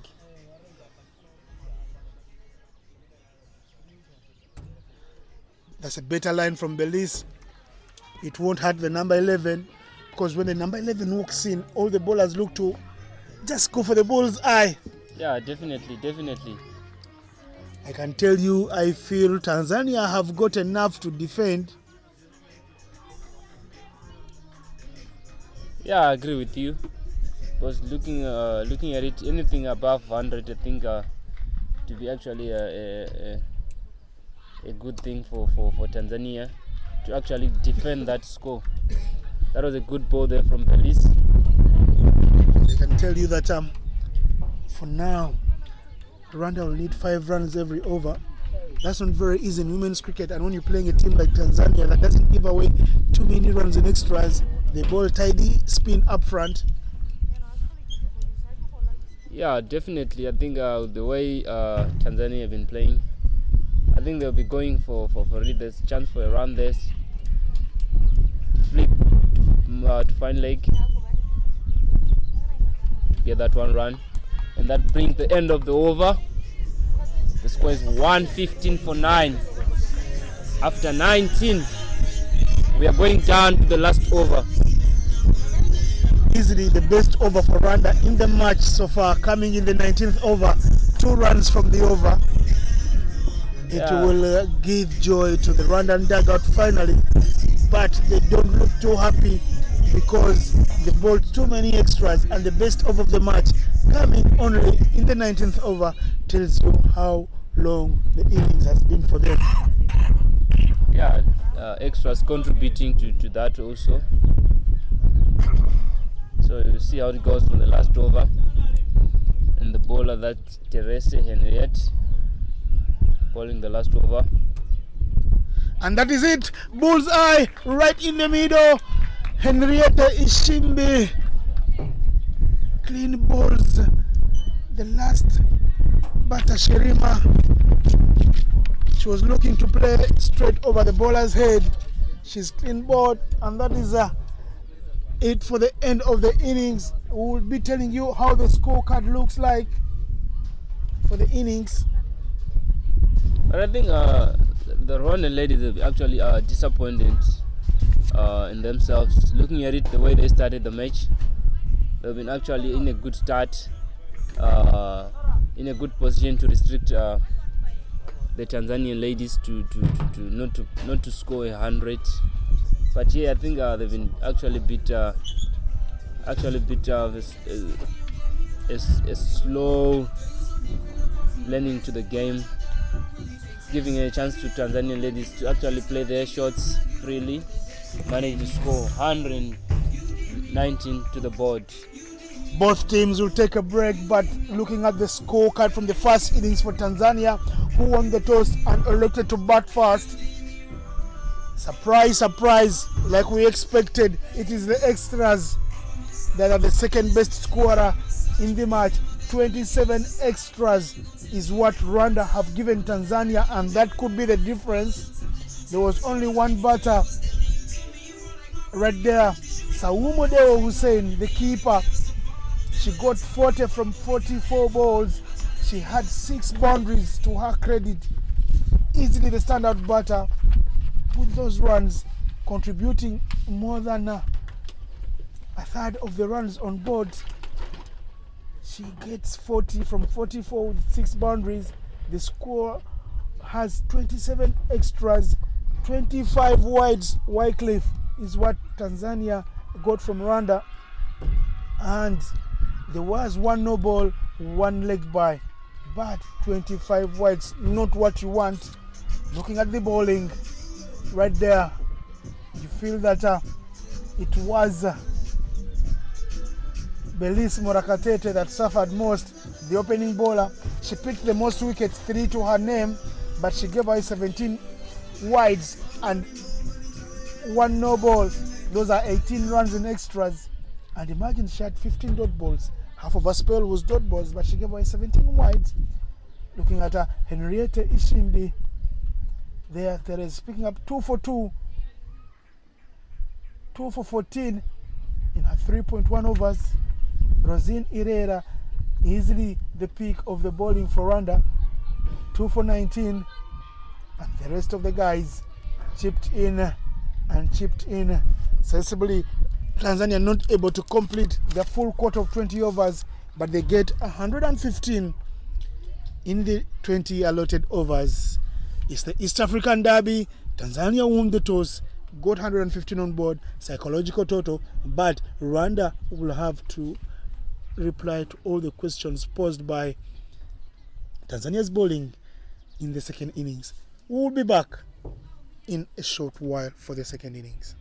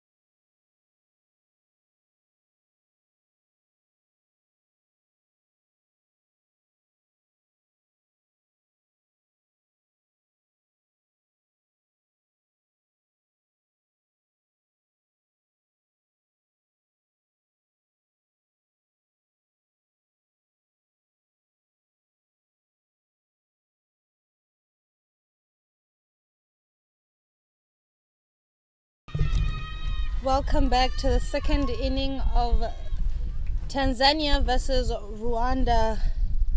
It's definitely going to be an interesting second half. We have the undefeated against each other.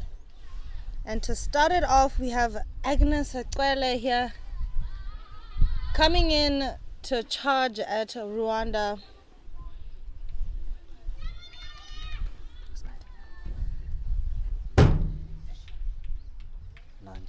99-6. Giselle opening the batting here.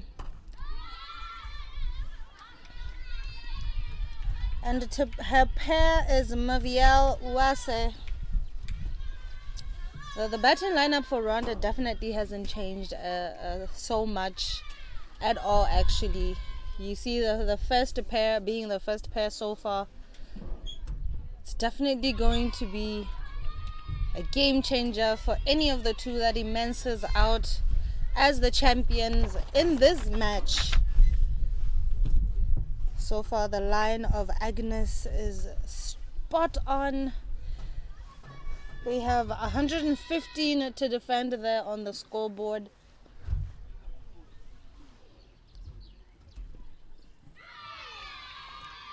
A beautiful delivery that is slightly missing the bowling crease.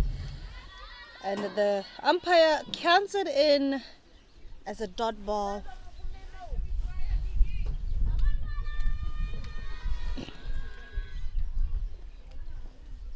Rwanda needing 116 runs from 117 balls. It's definitely doable in this case here.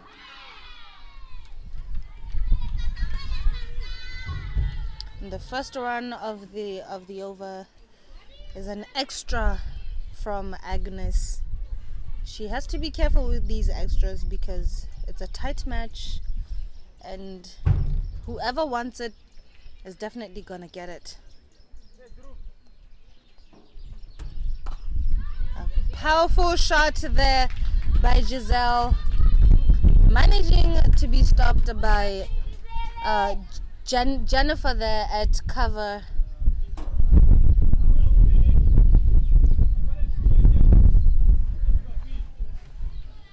Giselle has been leaving the ones outside off, but now she decided to attack it.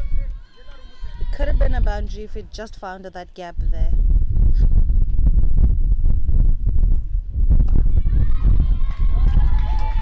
Another one outside off is punished by Maviel. The first boundary of the second innings, bringing the score to 6 with only one delivery remaining. Going at runner ball. It's definitely painful to see a boundary after 3-4 consecutive beautiful deliveries as a bowler. It's not really pleasing.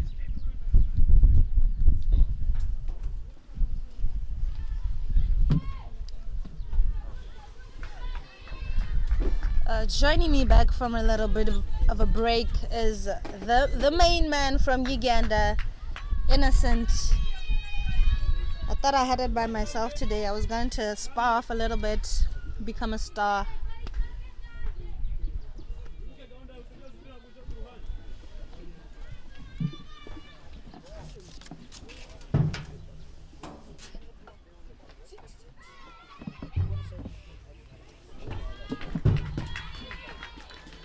Tanzania here, starting with the pace of Agnes Joseph. You pronounce the other name for Agnes Joseph better than me. That is Joseph Kwele. The Q is a bit of a problem. The Q sounds like what? What? Like a P, like a Q, like a K? Like a K. Like a Kwele. No, not Kwele, but Kwele. You have to that's the click. I need to stay in Southern Africa for quite a while to get that one. It's a click from South Africa that Xhosa pronounce this better than we do. Of course, here, Rwanda needing 5.5 per over, but they get 9. Gigel Isimwe and Mavil Uwase getting a scoreboard ticking up front. Mavil's first one ball, she got a boundary.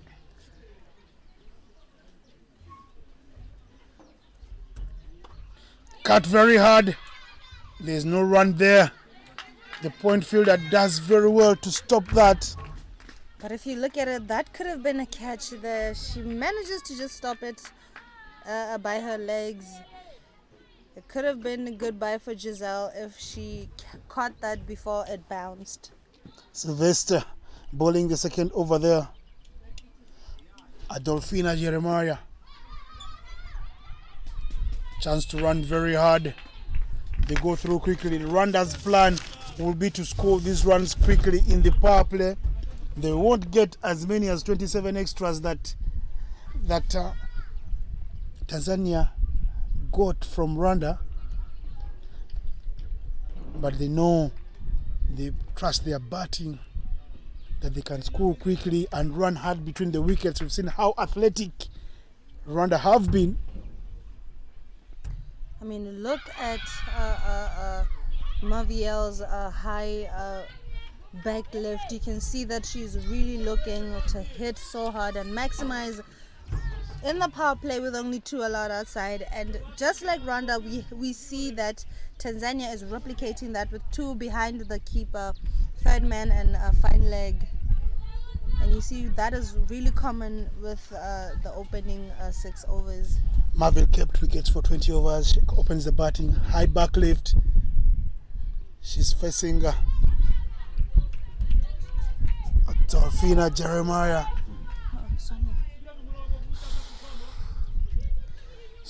Beg your pardon, she's facing Sonia Chachala Moya. Tanzania doesn't really need to have those extras here.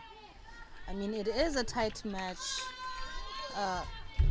Anything less than run a ball, 4 or 5 runs and over for Rwanda would give them a win. So they need to be careful with those extras.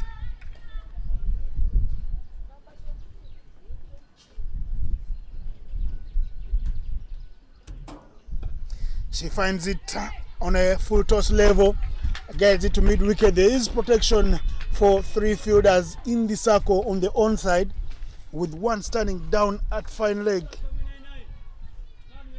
Runs.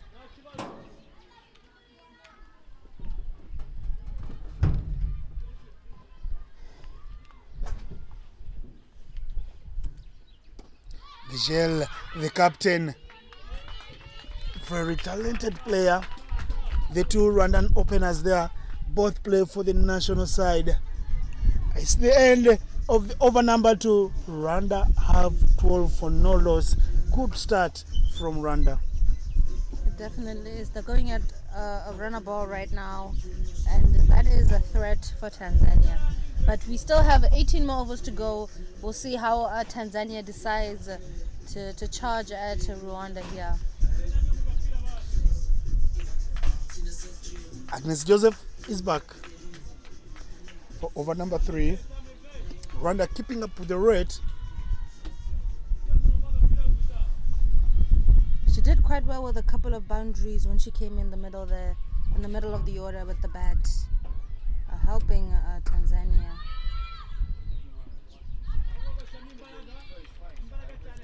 High back lift from Uwase. She hasn't been able to find so many runs in this tournament. She was fancy to be among the top run scorers of the tournament. She's opened the batting. She has a high score of 26. She runs very hard this time round. They're not bowling in her zone. They keep it coming closer to her legs because they know she wants some width and room to swing her arms. Definitely. And if you look at Tanzania, they were struggling with anything going a little bit of closer to the fielder, but Rwanda seems to be able to take some singles there.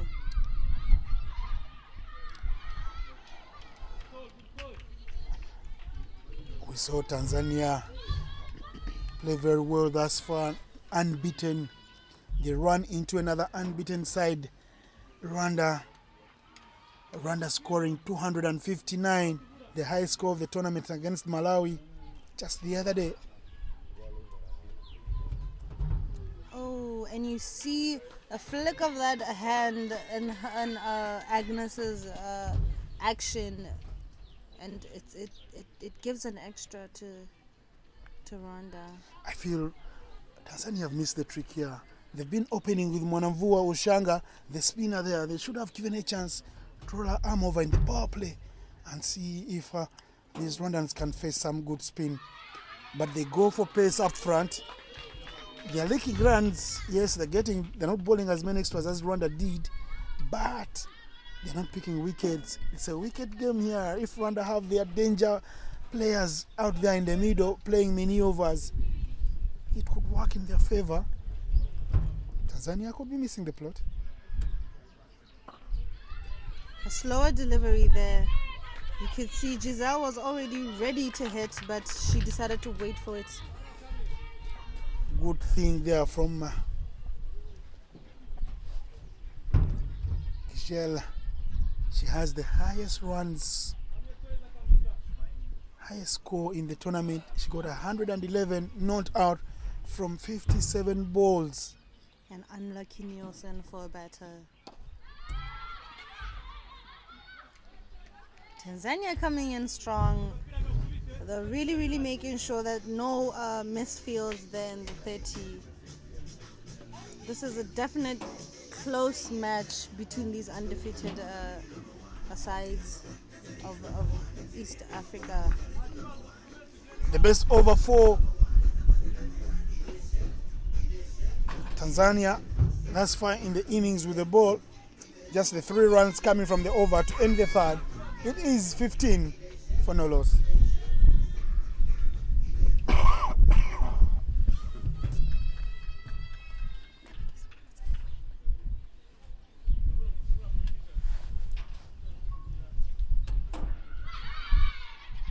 Right in the middle, Sonia Moya Chachala.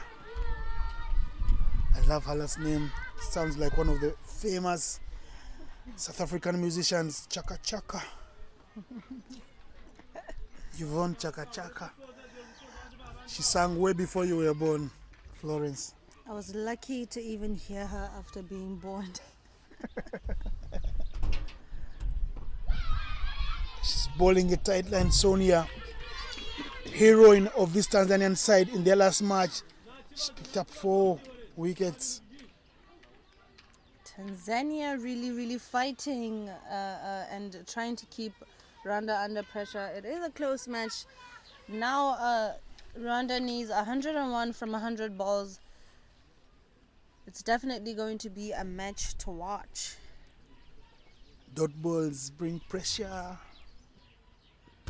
Pressure forces the batsmen into error. Error because they have to play some area shots. They have to improvise, get innovative out there in the middle. But you can see that Rwanda has changed the game plan. For the past 3 games that they played, they were swinging as hard as they can, even in the power play. But now you see there's a little bit of difference today. There is difference because Tanzania are bowling straight in the middle. Women's cricket and underage cricket, keep it straight, full and straight. Let the batsmen play you straight. The misfield giving Rwanda a run and giving them a chance to score their first run in the over.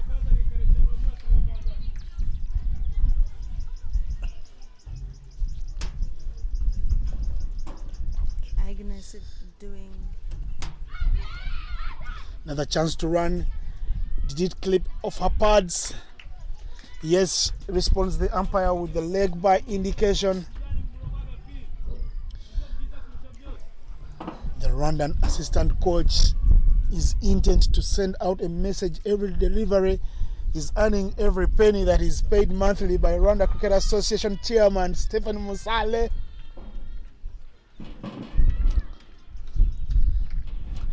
I know Rwanda somewhere watching this one. It could be Friday, a working day in their office, but they are watching intently because they know victory here will keep them unbeaten, and they will be 2 victories away from the World Cup in Poch and Benoni next January.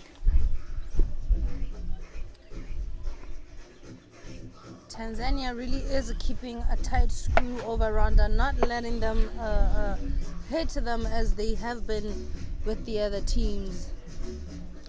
And it's the end of over number 4. The score is 18 for no loss. Wickets are not falling, but Florence, the runs, are they enough on the board? The runs look pretty close, but you know, Tanzania were over 30 at this point of time, thanks to the the quick nicks and the boundaries they got from the pace of Belise. But with Tanzania, you can see that they're spot on, and you won't have those quick nicks because the ball is coming straight to your pads. And looks like the Rwandan fielders were playing with some earpieces on them. They listen to the commentary and they bring in Hamisi Mwanamvua Ushanga to slow it down. She starts with a dot ball that was guided to short third man, call it the galley point area. No run. Ishimwe. She hits very hard. The run, chance for a run out. No, Hamisi will be happy to stop that one, just for the one. Hitting it straight to the fielder and taking on the arms of the fielders is what Kijel Ishimwe, the captain, is doing, because she's been forced to play a pedestrian knock. She's got 7 runs from 18 balls. Again, you can see that exactly Rwanda are falling into the trap set by Tanzania. They are getting one, the Tanzanian fielder standing at the 30-yard mark and giving them the ones, because the ones will not hurt them.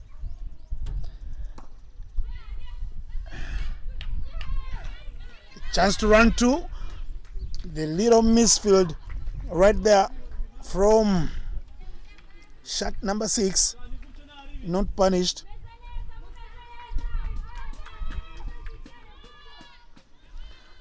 Now Tanzania have to be careful with these singles. At this rate, they're looking at a runner ball, which is definitely going to secure Rwanda a win. They need to give them those dot balls if they have a chance of bringing enough pressure to Rwanda. Big hit. Chance to run 2. They will take 2. Unnecessary and uncalled for from Tanzania. Rwanda would gladly take that 2 because of a fail of backup there from Tanzania. It is high in the air, chance of a wicket, and she drops it. A little bit of an effort would have given Tanzania the first wicket. I tell you, she drops a danger woman there. She hasn't been getting a lot of luck in the tournament. Mavil Uwase, she drops from a ball that seemed to be going wide, but the little left turn on it finds her bat as she played onto the leg side. High up in the air, was there for the taking, non-taken. It is 24 for no loss after 5 overs.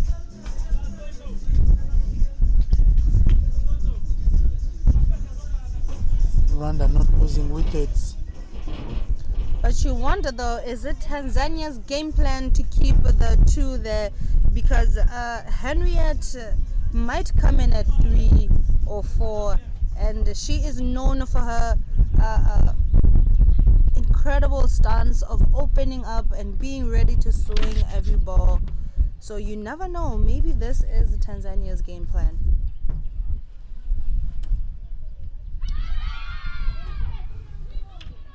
Mavil Uwase has struggled in this tournament. High score of 26 notwithstanding, she needs to get going. She's already been dropped in the previous over. She seems not be able to hit the balls on her leg stump, and she's been found out by the opposition who keep bowling right there. She swings hard, but it goes to behind her, I'm sure she could have been looking for it to go forward and being a very beautiful drive.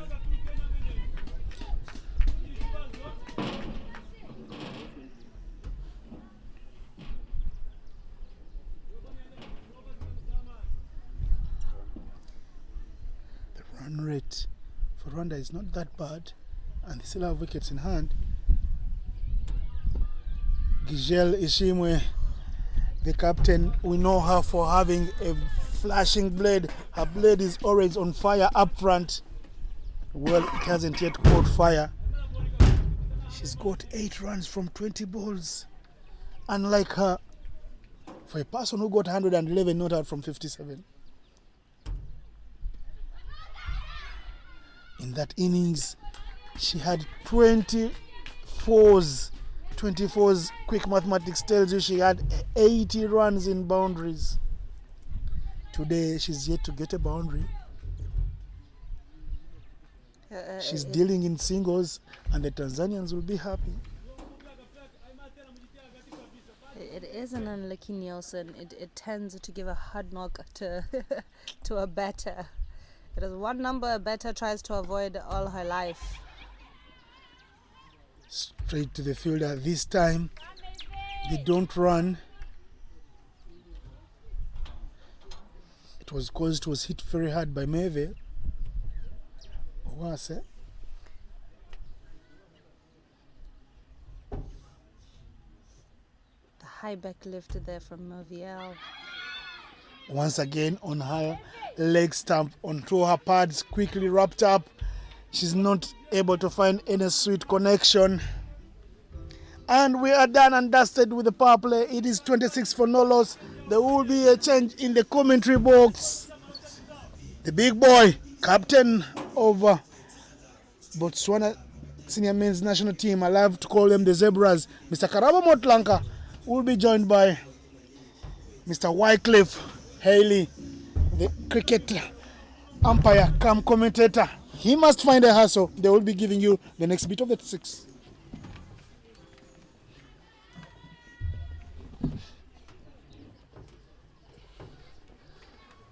Interesting poised game here. Wycliffe. I feel like Rwanda not having lost a wicket in the slight ascendancy at the moment, with the required run rate not being out of reach. Yeah, definitely. I think they're actually going a little bit slow. But it's on the other hand, also it's a good thing for them. They didn't lose a wicket from this power play, which actually shows the awareness of the batters. They really know what they are doing there. That's a good ball there from M. Shankar with some left spin coming around the wicket. Good shot there. Straight to cover. So I think this game is going to go down. Looking at its stance now, we have M. Owase. She's sitting on 12 of 17 balls, and we have that's ball driven down the ground straight to mid-off, and there's a fire-cracking 4 runs there from Jesile Ishimwe. That was well struck there. It's interesting after the power play, watching the Tanzania field setting. They seem intent on keeping their fielders up to the bat, with only the 2 fielders outside being long on and deep square leg. Looking to apply pressure on the Rwanda batsmen here, on the Rwanda batters, but long off now goes out, having seen that boundary go through there. Oh, catch and ball chance, just evades the bowler's hands there. I think so far these 2 batters, Uwase and Ishimwe, they've given 2 chances, 1 each. I think will it contribute to the if Rwanda is going to win? Are they going to regret those chances? Because you can actually see earlier on, that's a good shot there, driven straight to the cover. What a good piece of fielding there. Yes, Rwanda may well take advantage of these drop chances by Tanzania, and in a tight game like this, these are two of the very good teams that we've seen in this tournament so far. and maybe the small margins will tell in the end as to who will emerge victorious. That's the end of the 7th. The over and the score is 34 for no loss. I personally believe this one is going down to the wire. The trend of the games this week has been most of the games have been one-sided, but now coming into the business end, I think we're going to get some good stuff coming, some good tight finishes. Yeah, definitely. And the new bowler coming from the generator end is Kizito. Sheila Kizito. It's a chance now for us to see the Tanzanian spinners, how they operate, having seen the Rwanda spinners, who I found to be very impressive actually. We'll see how their Tanzanian counterparts match up. Yeah, definitely. The Rwanda only needs 82 runs off 78 balls with 10 wickets in hand. Their current run rate is 4.96 and the required run rate is 6.31. Yes, I think Rwanda, for as long as they're not losing wickets and they stay within or around the runner ball, it'll keep being a comfortable enough chase for them. Yeah, definitely. And this Tanzanian ladies, the fielders, I think they're actually showing some good stuff there. There's no any ball which is passing these fielders, especially on the offside. Yes, but I think Tanzania might have a problem here because they have their fielders inside the circle, but Rwanda is still managing to rotate the strike despite that. So maybe they might be better off getting their fielders in tighter, stopping those singles from Rwanda, because Rwanda can actually run this total down. Yeah, especially if you have Giselle in. She's actually fit. We had seen her through all those tournaments. The way she was running between the wickets. And that other match, they're running 6 singles. That actually shows you how fit she is. Yes, so total such as 113. In our dressing rooms, we like to say if it's less than a runner ball, it can be run down. She hits it to mid-off and manages to get herself across there. It's looking fairly comfortable for Rwanda. Yeah, definitely. They'll be looking off to finish all this game. What a good shot there, driven down straight to cover point. 2 fielders running to the ball. Oh, that's a 4 runs. What a good shot there from M. Uwase. Yeah, I think we've been waiting to see these 2 batters playing their game. Like we noticed the previous games, they were not actually scared to play their shots. But yeah, giving credit also to the Tanzanian bowlers. I think they've been bowling good lines, straight lines, seeing these guys to free their arms.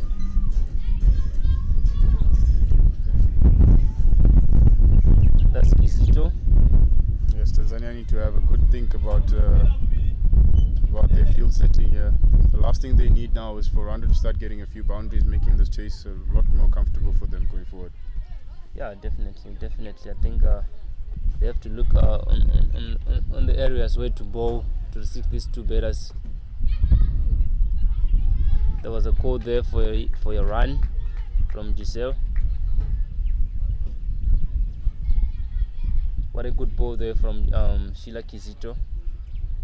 Yes, after being peppered through the offside there, they've decided to put a sweeper out, Captain Kimaro of Tanzania. Well stopped there. Oh, she had set off thinking it would beat the fielder. The fielder comes across quickly and gathers that one. The fielder, that's Sonia. She's been pretty impressive with their fielding inside the 30-yard circle. And that brings the end of the 8th over, and the score is 40 for no loss.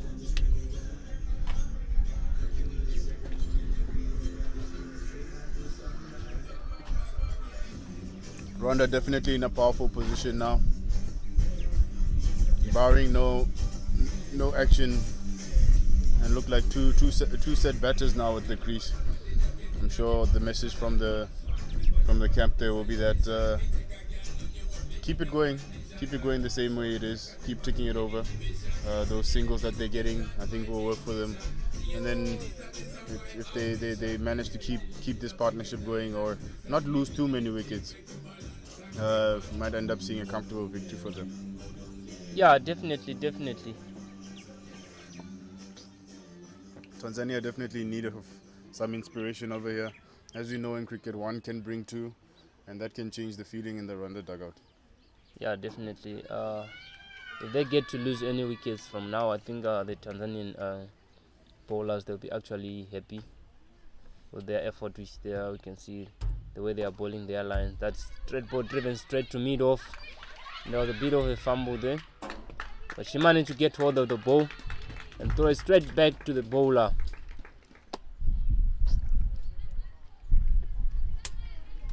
They've been on the point, these Tanzanian ladies. Like the ball is not even passing them. Like they slightly fumble, they get up, they get the ball, they throw it back.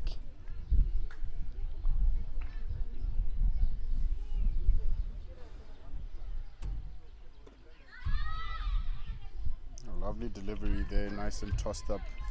Looked to tempt Giselle there into a big strike, but she just held it back there and decided to pat that one down and see the next one. That's a good shot there. Chance for a run out. She's in, Giselle. What a good piece of fielding there from the Tanzanian fielder. That's Sheila Kizito in the covers region there. Samisi Ushanga here will be looking to try and see if she can get some turn going. Try and beat one of these right-hand batters. Try and get them to play a full shot. Try and create the chance that Tanzania desperately need. What a good shot there. Over the ball, fielder behind the ball. Didn't manage to get hold of the ball. That's a fire-cracking shot there from Giselle. Yes, a fantastic shot there. Lovely use of the feet. Lovely straight bat. Well placed over the bowler's head. Pure cricket being played there by Giselle. Yeah, definitely. I think she's a one better way where Rwanda they're actually looking forward for to score more runs there. Another ball driven down the ball there. There's a fielder behind the ball and there's a fire-cracking four again. Same shot, same region. And that brings the 50 for Rwanda for no loss. The one ball remaining of this over. Yes, Giselle having been at the crease for some time now, looking to take advantage of the flight that is being offered here by Misi Ushanga. Looking to put on some gas now. Seeing that Rwanda have not lost the wicket, looks like they've identified the bowler that they might look to get ahead of the rate with. Yeah, definitely. You can see this the shots she's playing. She's actually in a place where she wants to attack. There's a call for a second run there.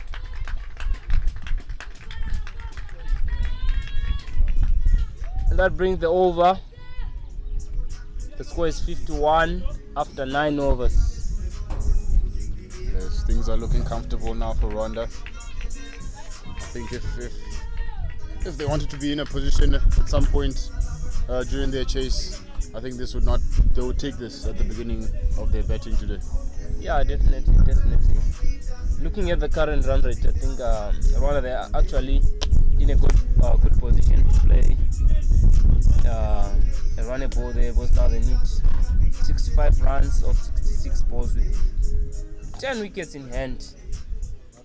So yeah, I think they're actually in a good position to finish this match with no pressure. I think back to you, Mr. Karabo. If you are the bowling coach from Rwanda, what could be the best from Tanzania? What could be the best thing, good advice for your bowlers, looking at the current situation? To be honest, sometimes it's tough to give that advice because you can see the pitch is a bit flat. You can see the batsmen are set, the batters are set, and Giselle here is looking very confident, looking very positive. And the least that you can ask here from your players is they need to find that spirit. They need to encourage each other. They need to find a lift, find an inspiration. You need someone in the team to stand up and try and take a moment. Take a moment to just open a window. Open that window for them to maybe take a wicket or two. Right now, looking at the body language of the Tanzania fielders, it's a little bit down, and they'll do well to remind each other to just fight for it, you know? Yeah, definitely, I agree with you there. Especially if you see the two batters which are there, they're actually set in the game, and it will be actually a bit of frustration from the fielders and the bowler also. So yeah, I think they need to keep their heads up and see how it goes. You take the one ball at a time.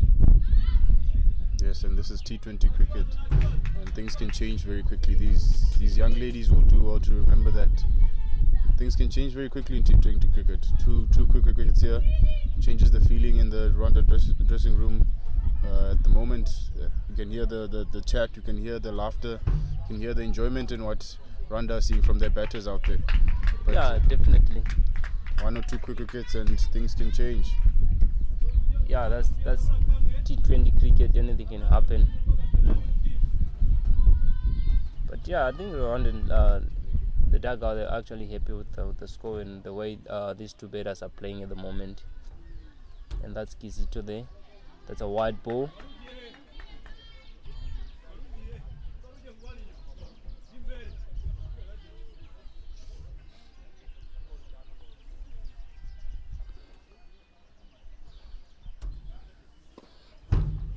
At this point of the innings, Rwanda look very happy to tick it around under no real pressure. These batters at the moment.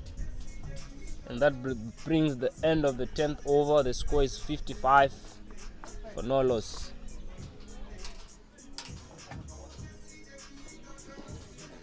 You know what, Cliff, in big games like this, sometimes it's just the period of the game that can cost you the match. And how Tanzania started with the bat earlier today, with Rwanda picking up those quick wickets, can be the sole reason that they built the momentum going into the game, and Tanzania not quite having fully recovered. Yeah, definitely. I think with the way they started batting, and the new bowler there coming from the dark pool end is Martha Kalist Selasini. Should be looking forward also to get some rhythm on the ball. That's a good shot there. Cast straight to deep square. Little bit of fumble there, and they come back to 2. So yeah, I agree with you. Like the way they started Tanzania, I think they still have that element from guys. We started bad, and now these two batters they're getting there. They actually set. So yeah, I think it actually another good shot there. Same region, cover region. They managed to get a 2-run there. Overthrow. They just missed a chance of a run out there. Giselle. That could be a huge blow for the Rwandians. But as you say, she's actually a good athlete. You can actually see the way she runs between the wicket. That was a good throw there from Sonia.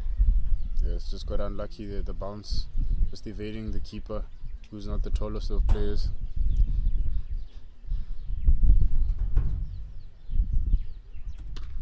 Good shot there, straight. Same cover region there.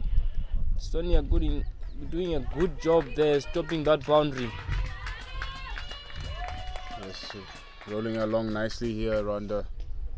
Things are looking tough for Tanzania at the moment. As I'm sure the captain Kimaro will be trying to find some inspiration from somewhere on the field there. Yeah, definitely. They'll be actually hoping for just someone, a miracle bowler. We just come here in the scoop, 1 wicket, 2 wickets. I think definitely it's going to change this whole game. But looking at Selasini's the line which is bowling, I think it's actually way too outside of giving these two batters a room to actually play freely. So I think if you can actually tighten the line, like we have seen there from the previous bowlers, they're actually bowling straight. That's a foot toss there. There's a chance for a catch. Mid on is on, and it's taken. That's Giselle of the foot toss, hitting the ball up in the air, going straight to long on. That was a good catch there from Agnes Joseph Kwele. Safe hands. What a blow. Yes, and we were looking for a moment of inspiration from Tanzania, and in the end it seems like the full toss does it. How many times do you see it, a half tracker or a full toss that the batter should be putting all the way over the boundary? She just holds out, and let's see how this progresses now with Rwanda then losing their first wicket. And the new batter walking in is Herinete Ishimwe. She scored 100 yesterday, and she got out from the last ball. So we want to see the same momentum from yesterday. Yes, indeed. We'll see how now this wicket maybe puts a little bit of energy into the Tanzanian fielding. Maybe they start to show a little bit more, start to hear them a little bit more, as maybe their belief level can just grow a little bit. I think it's very important for them to keep that spirit up, because there's still much more of this competition to go, and they'll do well to not be mentally defeated by Rwanda at this point. Yeah, definitely. I think if they keep on with the, like we said earlier on, from the bad start with the bat, and then with the ball they actually have a flippy start again. I think taking this wicket it can actually make them to stay positive, stay in the game, and that brings the end of the 11th over, and the score is 61 for 1.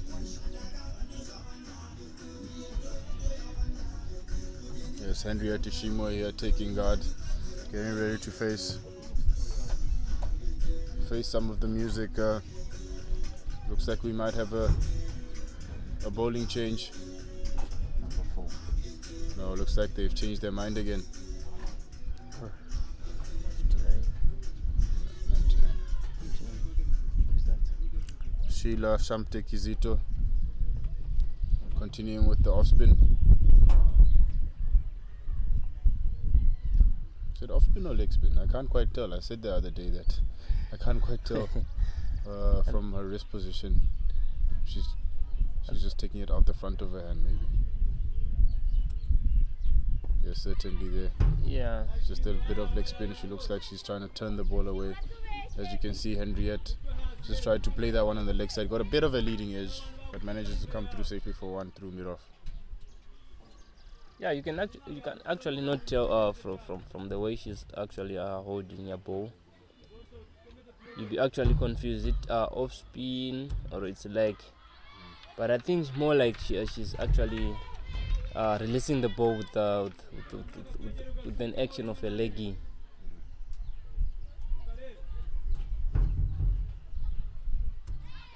That's a swing and a miss. Trying to play the ball through the cover region. Owase. Yes, that required run rate just hovering above around a ball at the moment. And we'll see how Tanzania now will begin to apply pressure, maybe now with the new batter at the crease, trying to find their footing. Singles not coming as easily as when Giselle was in. Yeah, definitely. I think they have to try to let a swing and a miss there. What a good ball there from Esquisito. Yeah, looking at it, I think the thing has been actually a dry spell now from these two batters.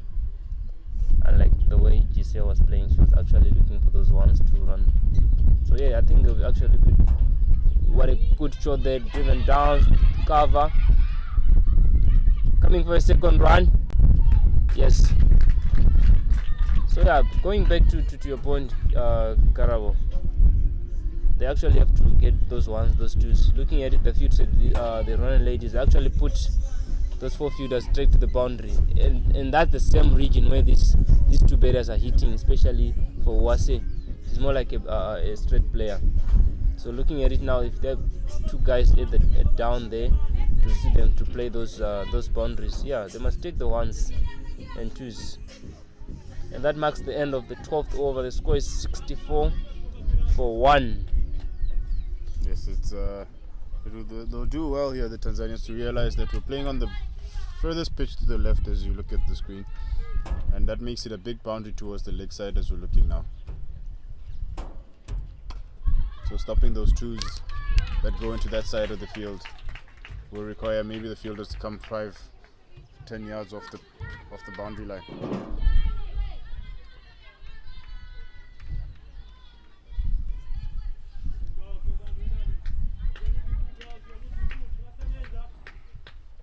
That's Selasini. There's a good shot there, just above the bowler. Managed to take that one run.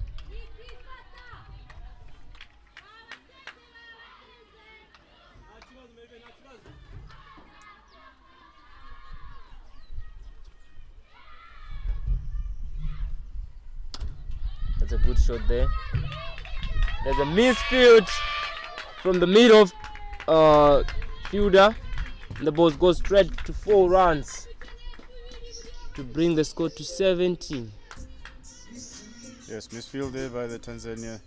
It's when defending a total that's I'll say an average total, to be fair, and that's definitely not helping what the team needs at the moment. Yeah, definitely. That was misfield there from Gabriel Kimaro and the long off. Actually, Selassie the ball, I should actually disappointed on this one.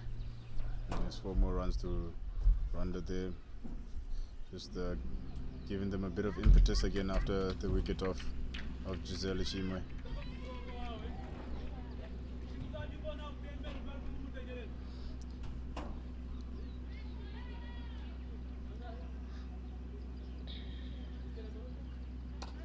That's a good shot there, driven straight to cover.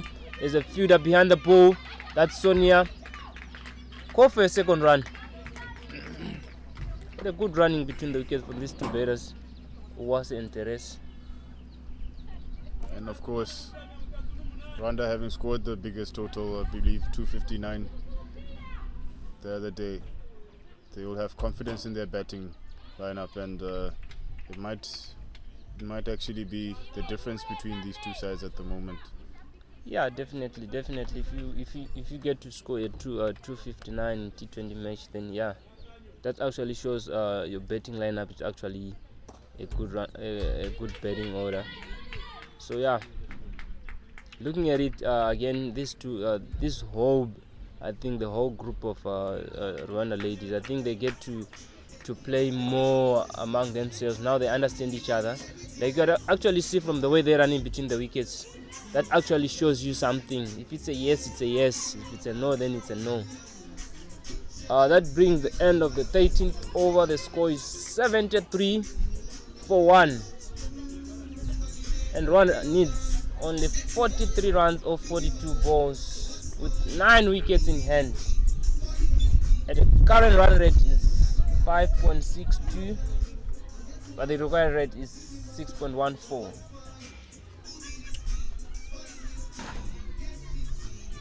Yes, thank you for your stint there, Wycliffe. But now it's time for the big man, Innocent Ndaula, to join me here in the combox.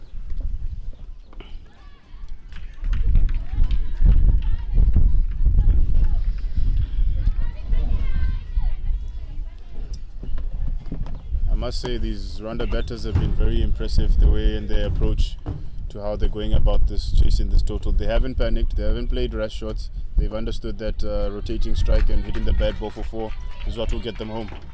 Certainly, yes. The game is well poised. Rwanda are trusting that resources in hand will get them across the finish line.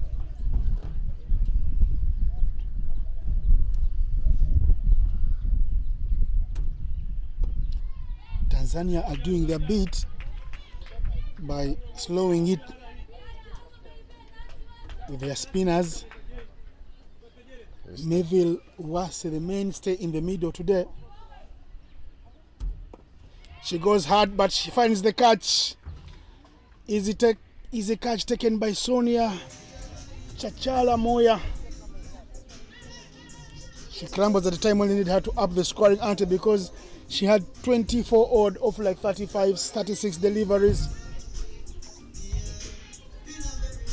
Yes, that sees the end of opener Uwase. Having Rwanda losing their second wicket. Another scalp there for Tanzania. And maybe we might see Rwanda's position now just questioned a little bit by the Tanzanians. She's played very well, Marvel, Uwase, but it's a case of washing all your white linen and hanging it out in the dirt to dry on a loose wire, because the fall of that wicket leaves the match delicately poised. We have less than 7 overs remaining in the match. They still require 50 odd to win, but the seniors in the Rwandan side give them a chance to believe they will get home safe and dry, because Uwase departs and in is Belise Murakatete.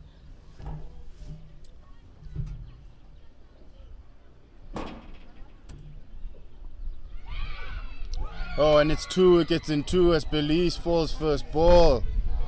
Soft dismissal there for the young leg spinner. Manages to get a 4-stroke out of Belize and chipped to the mid-wicket fielder. Looks like we have an interesting game on all of a sudden. I tell you, it's advantage Tanzania now. 2 in 2 senior stateswomen in this under-19 Rwandan side. They are elderly stateswomen because they play for the senior side. They fall in quick fashion. And Henrietta Ishimbi, who's been knocking on the doors of the senior women's team, has a chance to prove that she belongs to the crop of the finest lady cricketers in Rwanda. Her teammates send a message loud and clear. I do hear some of the Rwandese language. They ask her to keep playing down on the ground. Yes, she walks into a hat-trick ball situation here. Kizito will be looking to make it 3 out of 3. And well defended. We've seen a couple of hat-trick balls in this tournament, but none of them so far coming through. We're still waiting for that first hat-trick. And I tell you, it is the end of over number 14. 70 for 1 has become 74 for 3 because of what Kizito Sheila Shamte has done. 2 scalps in our over. The message is loud and clear from Rwanda's dugout. If I listen in again, the women's representative of Rwanda Cricket Association Board, Sonia Wimana, asking Henrietta Ishimwe to hog most of the strike. This new bowler from the duck pond end here, Josephine Shirima. Henrietta is one of the seniors in these junior teams. Just probably having to hold fort now. Make sure she's there to face these pressure overs as things get tighter towards the end. Henriette Ishimwe and Henriette Isimbi, the namesakes, out there in the middle to fight for their country. Sure. Power! But there is a boundary rider. Yes, she'll do well here, Josephine Shirima. Not to drop that ball short. This is a crucial period in the match where Tanzania will be looking to take advantage of those 2 wickets they got in the last over and apply a bit more pressure on these new Rwanda batters at the crease. Dot balls will do for Tanzania, who are keeping themselves alive in the match.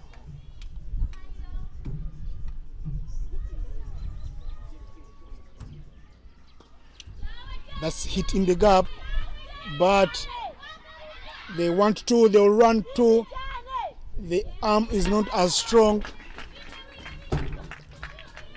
It's the long boundary there. Ishimwe has been asked to hog most of the strike. She will try and do that.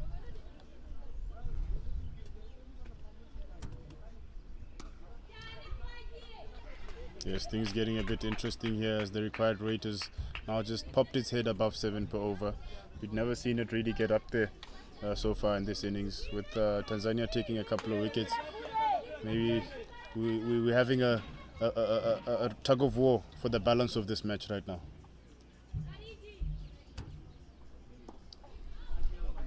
The game living up to its expectations. It's an East African derby. Yeah, that brings the end of the 15th over with Rwanda on 79 for 3. We could hear some laughs, we could hear some giggles, we could hear the chat was up in the Rwanda dugout earlier. Now the chat's a little bit more serious. The coach's voice is a little bit deeper and not as comfortable as it was with 7.4 needed of the last 5 overs. Assistant coach seated right in the front of the dugout. Looks like he wants to be going out there to bat. Mr. Bryson Bujingo. And then the head coach, Leonard Namboro, standing right at the back. Looks like one is batting 1 and another is batting 11. Interesting times in the Rwandan dugout. The liaisons, the local boys from Habarone too, chipping in with advice to the coaches. These lions get too attached to the teams. Yes, these liaison officers have decided to pick their teams. Deserting since our home team has exited the competition early, they've had to find alternatives. Isimbi Henriette wanted to call for the second, the smaller but the elder stateswoman in the side. Ishimwe says no, please, my namesake Henriette, stay back. Oh, well bowled here from Missy Ushanga. She'll do well to keep that control. Required run rate climbing all the time, putting pressure on these Rwanda batters.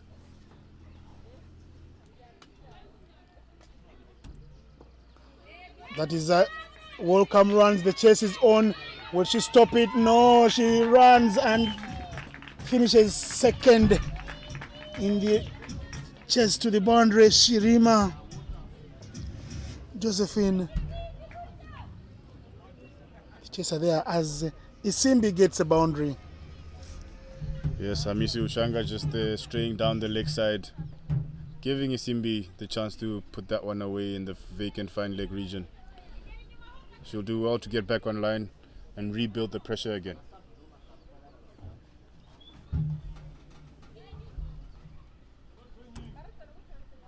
More wides, more runs. Ushanga undoing the good that she did, all she has done in the over. Yes, certainly. She just missed her line there on these couple of deliveries. And as we said, this is a crucial period of the game and you need everybody on the mark. Lovely return there to her line and length. The teammates will be encouraging her, give us that one again, give us that one again.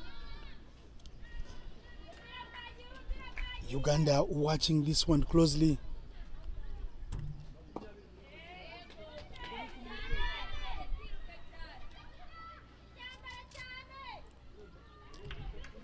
Uganda team leaving the comfort of their hotel to come and watch this one because they know they'll be playing one of these two sides tomorrow morning here at the same oval.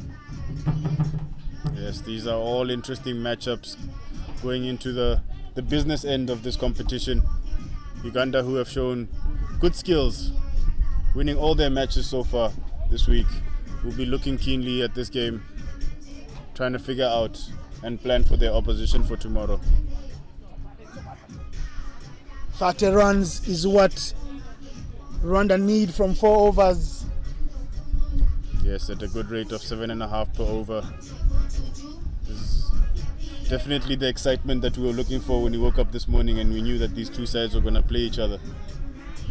And never gets any better. It's a half day. It gives a chance Mr. Karabo Motlanka to go train and hit another 300 balls like you did hit yesterday in the nets as you prepare for the Africa Cup in South Africa early next week. I know you'll be flying out.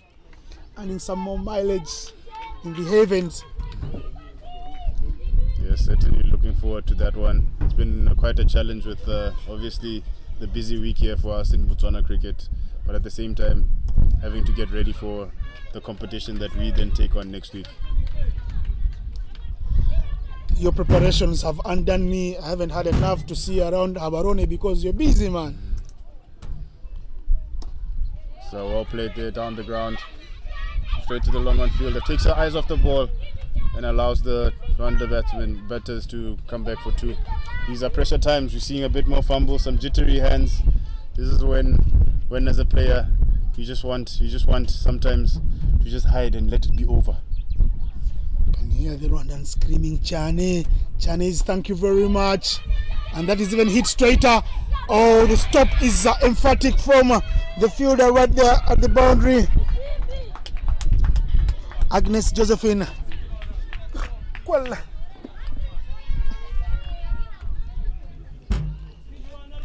looks like there's some intent that's been shown now by the Rwanda batters. I think they realize that the required rate now is hovering there around the 7.5 range, and they wouldn't want it to get too much higher, leaving themselves with too much to do. Played into the leg side on the big boundary. Fielder waits for it, which then may allow the Rwanda batters to come back for the second, and they comfortably do in the end. big girl Isimbi running and putting her hat on her sleeves. She's wearing her hat on her sleeves. And she says, I'll die a little for my country. You can see she's running out of glucose, but she's still fighting out there. Yes, these are times that your country demands of you. Hit over the top, that's inside out. Sonia Chachala Amuya is beaten by the spin on the ball, the backspin. Big runs for Rwanda in this over because Sonia Chachala came running in very fast.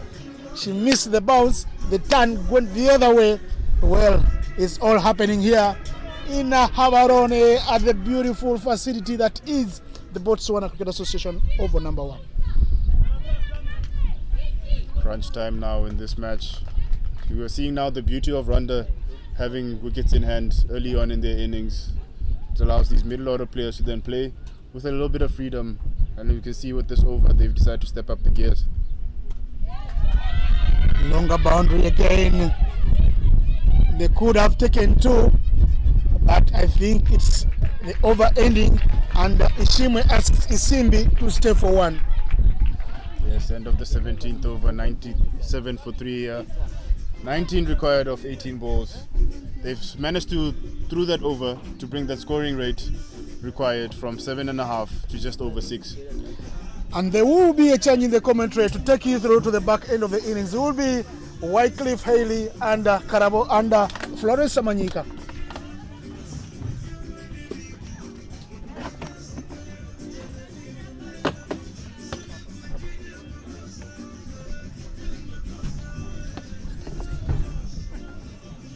Yeah, it's going down here. BCA 1. It's always interesting to commentate for the death overs. When Rwanda only needs 19 runs of 18 balls. It is definitely a close chase here for Rwanda. I wonder what the Tanzanians must be thinking at this point. The jitters and the gitters, the butterflies in the tummies from the pressure in the center there. Definitely, I think they'll be looking at not considering to bowl some whites, because as this tag now on the stag seems like that's a swing and a miss there. It's given out. Swing and a miss, and it's been given out. A great tactic by Tanzania to bring in the pacers.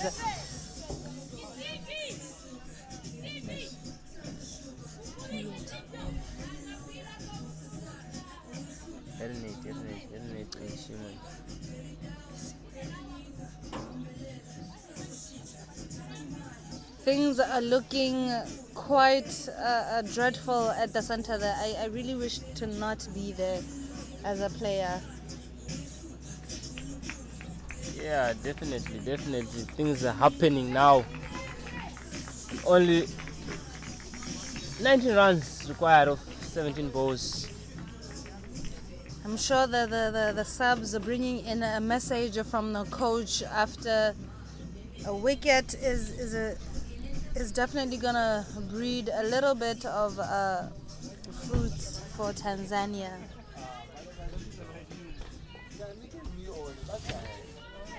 And the new batter is Divine Igihoso, taking a guard. The bowler is Kwele. Agnes bringing a little bit of morale to her team with that wicket. There's a bit of hesitation there from Joseph. Be looking forward to both those straight lines to Divine. I mean, Rwanda does have a lot of wicket at hand, so even if they swing a lot, it might do them no harm. But the problem is the balls. And that's a wide, bringing the score to 98. They can't be affording to bowl wide balls in this situation. Definitely no room for ball extras. Both teams know just how important it is to remain unbeaten in a series or in a tournament. There's a swing and a miss. Missing the stumps with some inches. I think Divine should be looking forward to play those balls straighter. But those 2 feet are actually inside the 30-yard circle there. So once it passes, then it's going. Dot balls are crucial at this moment. Very disadvantageous for a batter. A great save from the keeper, but manages to stand up and they miss a run-out chance.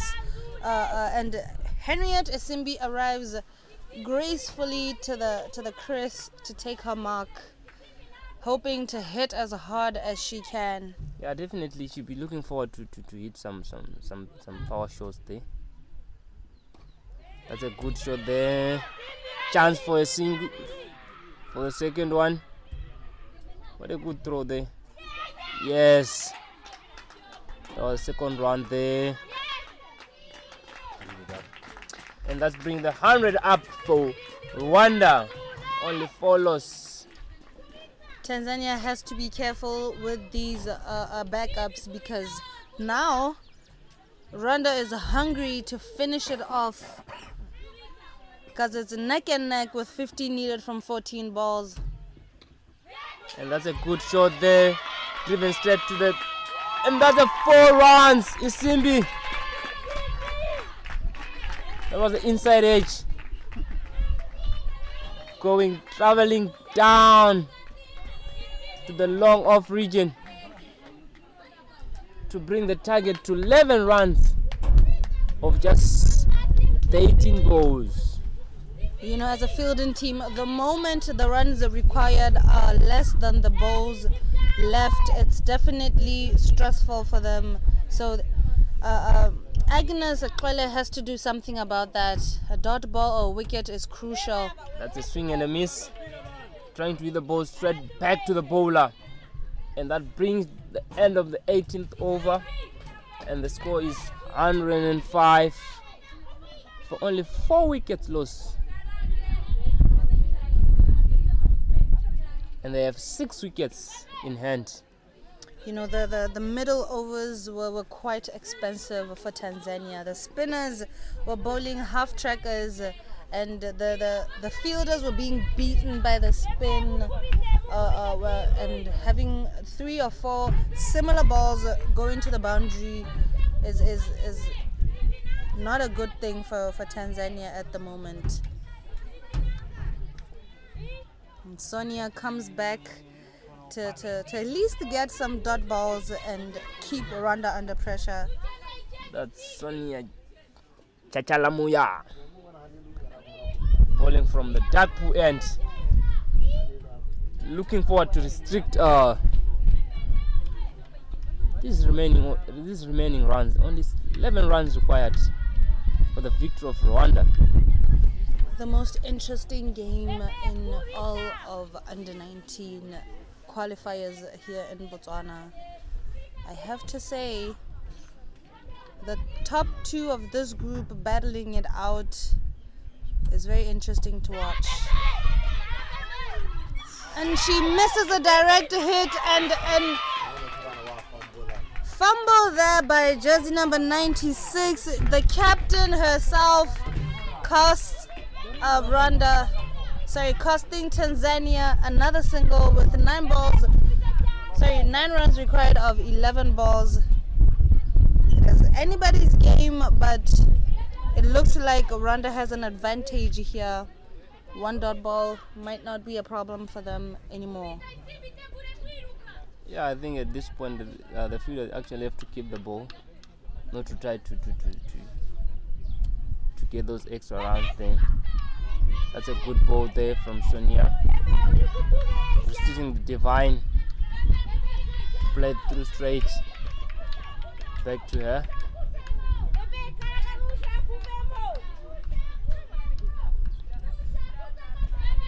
A boundary at this moment is going to be deadly for Tanzania. That's a good shot there. Will they squeeze 2 in? They hesitate, and only a single from that ball. You can see just how Henriette Isimbi is disappointed with her partner. She really wanted her to come back for that one. That way the pressure goes onto the fielding team. Yeah, definitely. She wanted to take the second run here. But it looks like Isimbi, she was a bit of a hesitation there. But at this point, again, they can't afford to lose a wicket again. They need to finish this game now. That's a good shot there. Playing to the leg side region. The fielder behind the ball and throw the ball back to bowler. What a good shot there from Isimbi. 7 runs required of 8 balls. It's becoming tighter and tighter by the minute for both of the teams. Really trying to run very hard at the center there. The Rwandans are looking to take 2s from every ball that they get. That's a good shot there, driven straight to mid-off. The captain is behind the ball. Managed to get 1 run with a ball to spare to an over. The target keeps on going down. 6 runs. I have to say, I really look forward to a super over. And she does it. Sonia Muya managing to take away Henriette Isimbi at the crucial moment. A new batter at the crease is definitely a bad thing for Rwanda, because she knew she's not used to what is happening at the center there. So Tanzania could take this opportunity to maximize a wicket or a dot ball. Would definitely help them at this point. With only 6 runs from 6 balls, it's definitely giving me the shivers. And the new batter walking in for Rwanda is Giovannis Uwase. She did really quite well with the ball, the dismissals. I think she has 2 wickets in hand. It's going to be a tough game for anybody here. Yeah, definitely. You know, if I was the keeper there, I definitely feel the heartbeat of the batter there, Divine.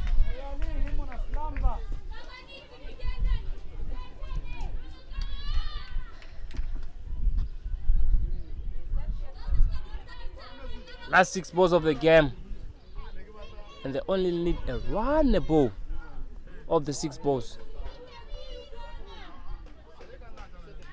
And the bowler is Agnes Joseph Kwele, bowling the last over.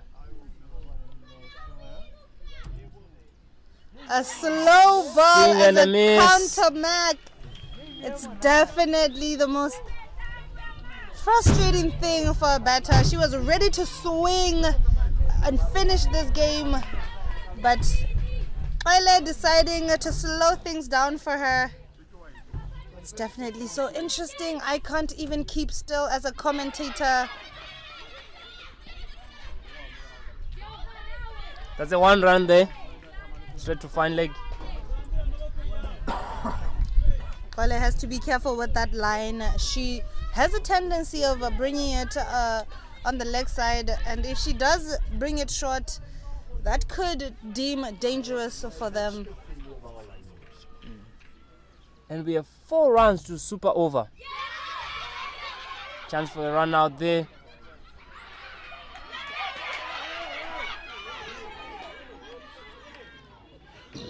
They could have managed. The batter's supposed to wake up there and take that second run. It is so tight. Now, 3 balls remaining to finish the over, with Rwanda needing 4 to win. It is anybody's game at this point. You can see just how struggling Rwanda is right now. You can see the coaches and the players encouraging the ones at the center there to try and push it as much as they could.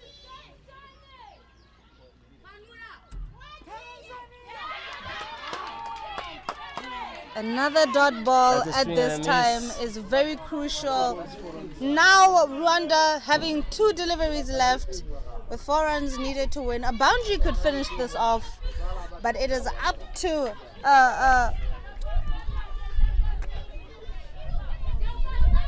the batter to see if she can do something about that. They need to run 2 there. They need to take those 2s. Definitely they have to take those 2s. Definitely there's a chance of a run out there. Oh, she managed to get the second run there. You only need 2 runs of 1 ball and 1 ball to super over. The pressure is on for both the teams. Everybody is walking onto the field to see who is going to take it. Who wants it more will definitely take it, but the pressure is really, really on for Rwanda and Tanzania here. I cannot believe my eyes. The most interesting game by far in this tournament, with a 50-50 chance for either of the teams to take it. 1 ball left, 1 run to super over, 2 needed to win. It is anybody's game. A dot ball could finish this off for Tanzania. Will they get it? And they finally do. They finish the game off with a wicket, and that gives Tanzania a win as they remain undefeated here. They win by 1 run. It is a long walk to the stands for Rwanda. You can see the pain in the eyes of the batsman walking off. She really wanted to hit that one hard and end it with a note. Tanzania is really happy with what they have.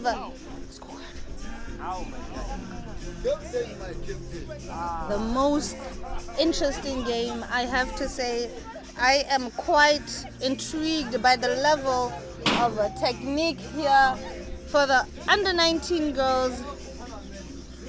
It is very hard for Rwanda to take the results of this match.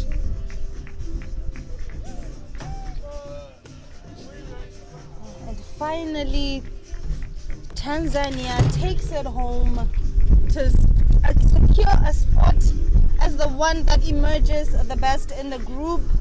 So far, we do have the best performances from Rwanda, even though they lost. Giselle, the captain, getting 33 runs from 39 balls, followed by Henriette Teresa with 27 from 22. It is very painful for Rwanda. They came by far and they lost by a needle and a thread. It's not the most that they can do, but they can take it. They are going to the semi-finals regardless of the loss, so they can redeem themselves there.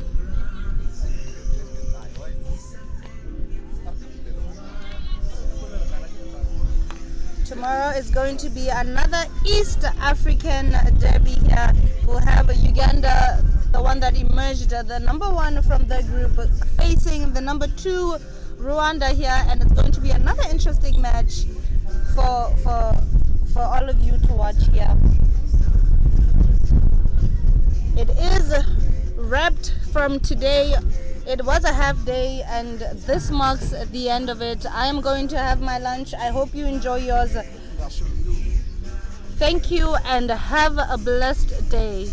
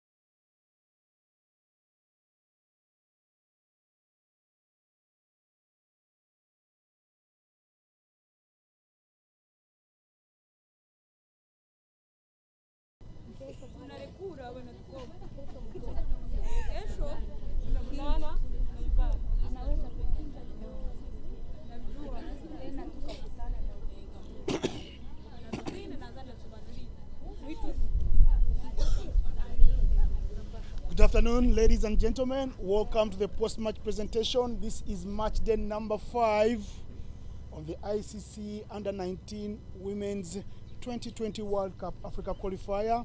It's been a very beautiful game of cricket. The East African Derby has lived up to its expectation. Tanzania up against Rwanda. Many people believe they will see the two of you back in the final. We wish you well in your semi-finals. It was a game of two halves. Tanzania batting first and getting 115, and then Rwanda batting second, falling 1 run short. They never get more painful than that, finishing on 114 for 5. Of course, Tanzania will think they were helped by the 27 extras that Rwanda gave them, because Tanzania only gave 10 extras to Rwanda. First things first, Giselle Ishimwe, please come for a quick one.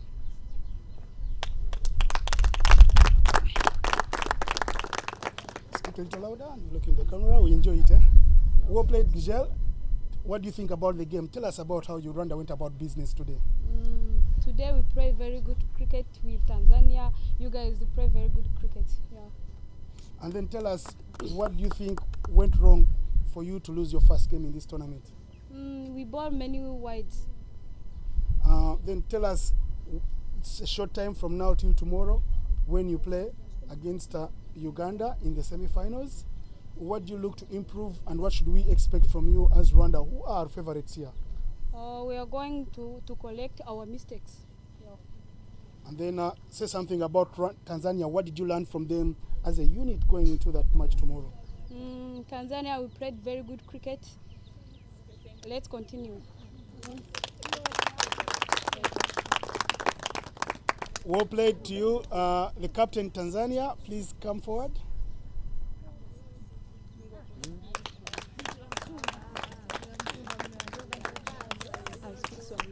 Swahili.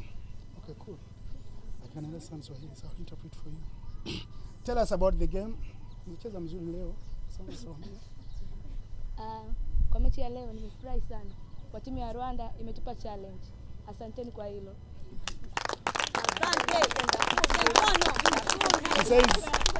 She says, I'm happy Rwanda, the two East African nations can hear both languages. She says Rwanda gave them a very good challenge and they salute Rwanda for a very good show. Tell us, tomorrow Namibia is coming for you. Are you ready for the Southern Africans? Kwa mechi ya kesho tutajiandaa vizuri zaidi ya leo tulipocheza na tutajitahidi kuingia katika finali.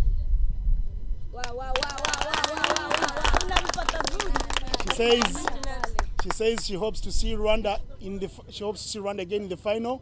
They are ready for the challenges that they will be thrown at them by Namibia. Thank you very much, Captain.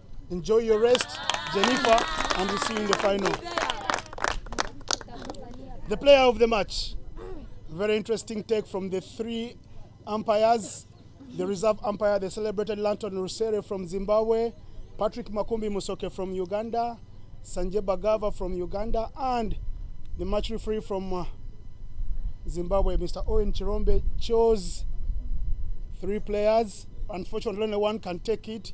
In no particular order, one of the contestants for the match award was 40 runs from Saumu Deo Hussein. Wait. Saumu Deo, well played. She is 3rd in the pecking order. The second runner-up for the match award was Giselle Ishimwe for her 33.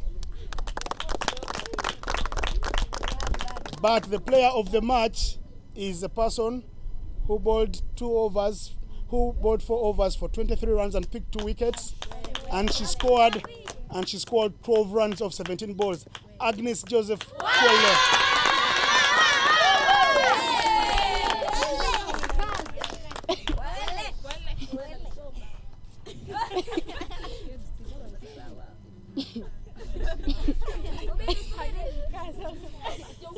Wait a moment. Pause for the photographers.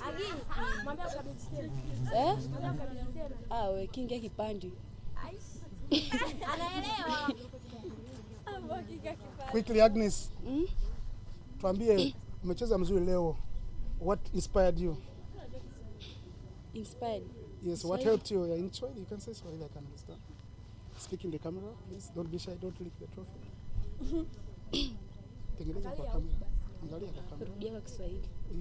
Ongea Kiswahili. Nitaendelea hivyo hivyo mpaka final. She says they want to continue going on very well until the final. Don't run away, Josephine. Yeah. Tell us, how was Rwanda for you in this game? It was very challenging. Yeah.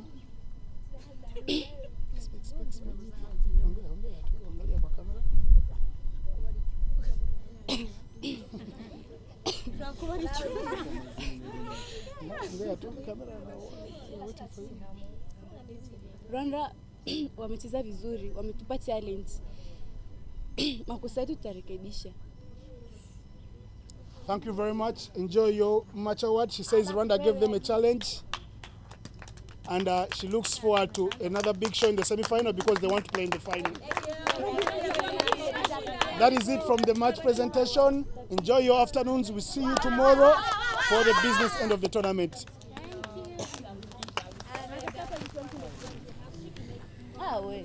Kika kigumu wewe. Itoke vizuri basi.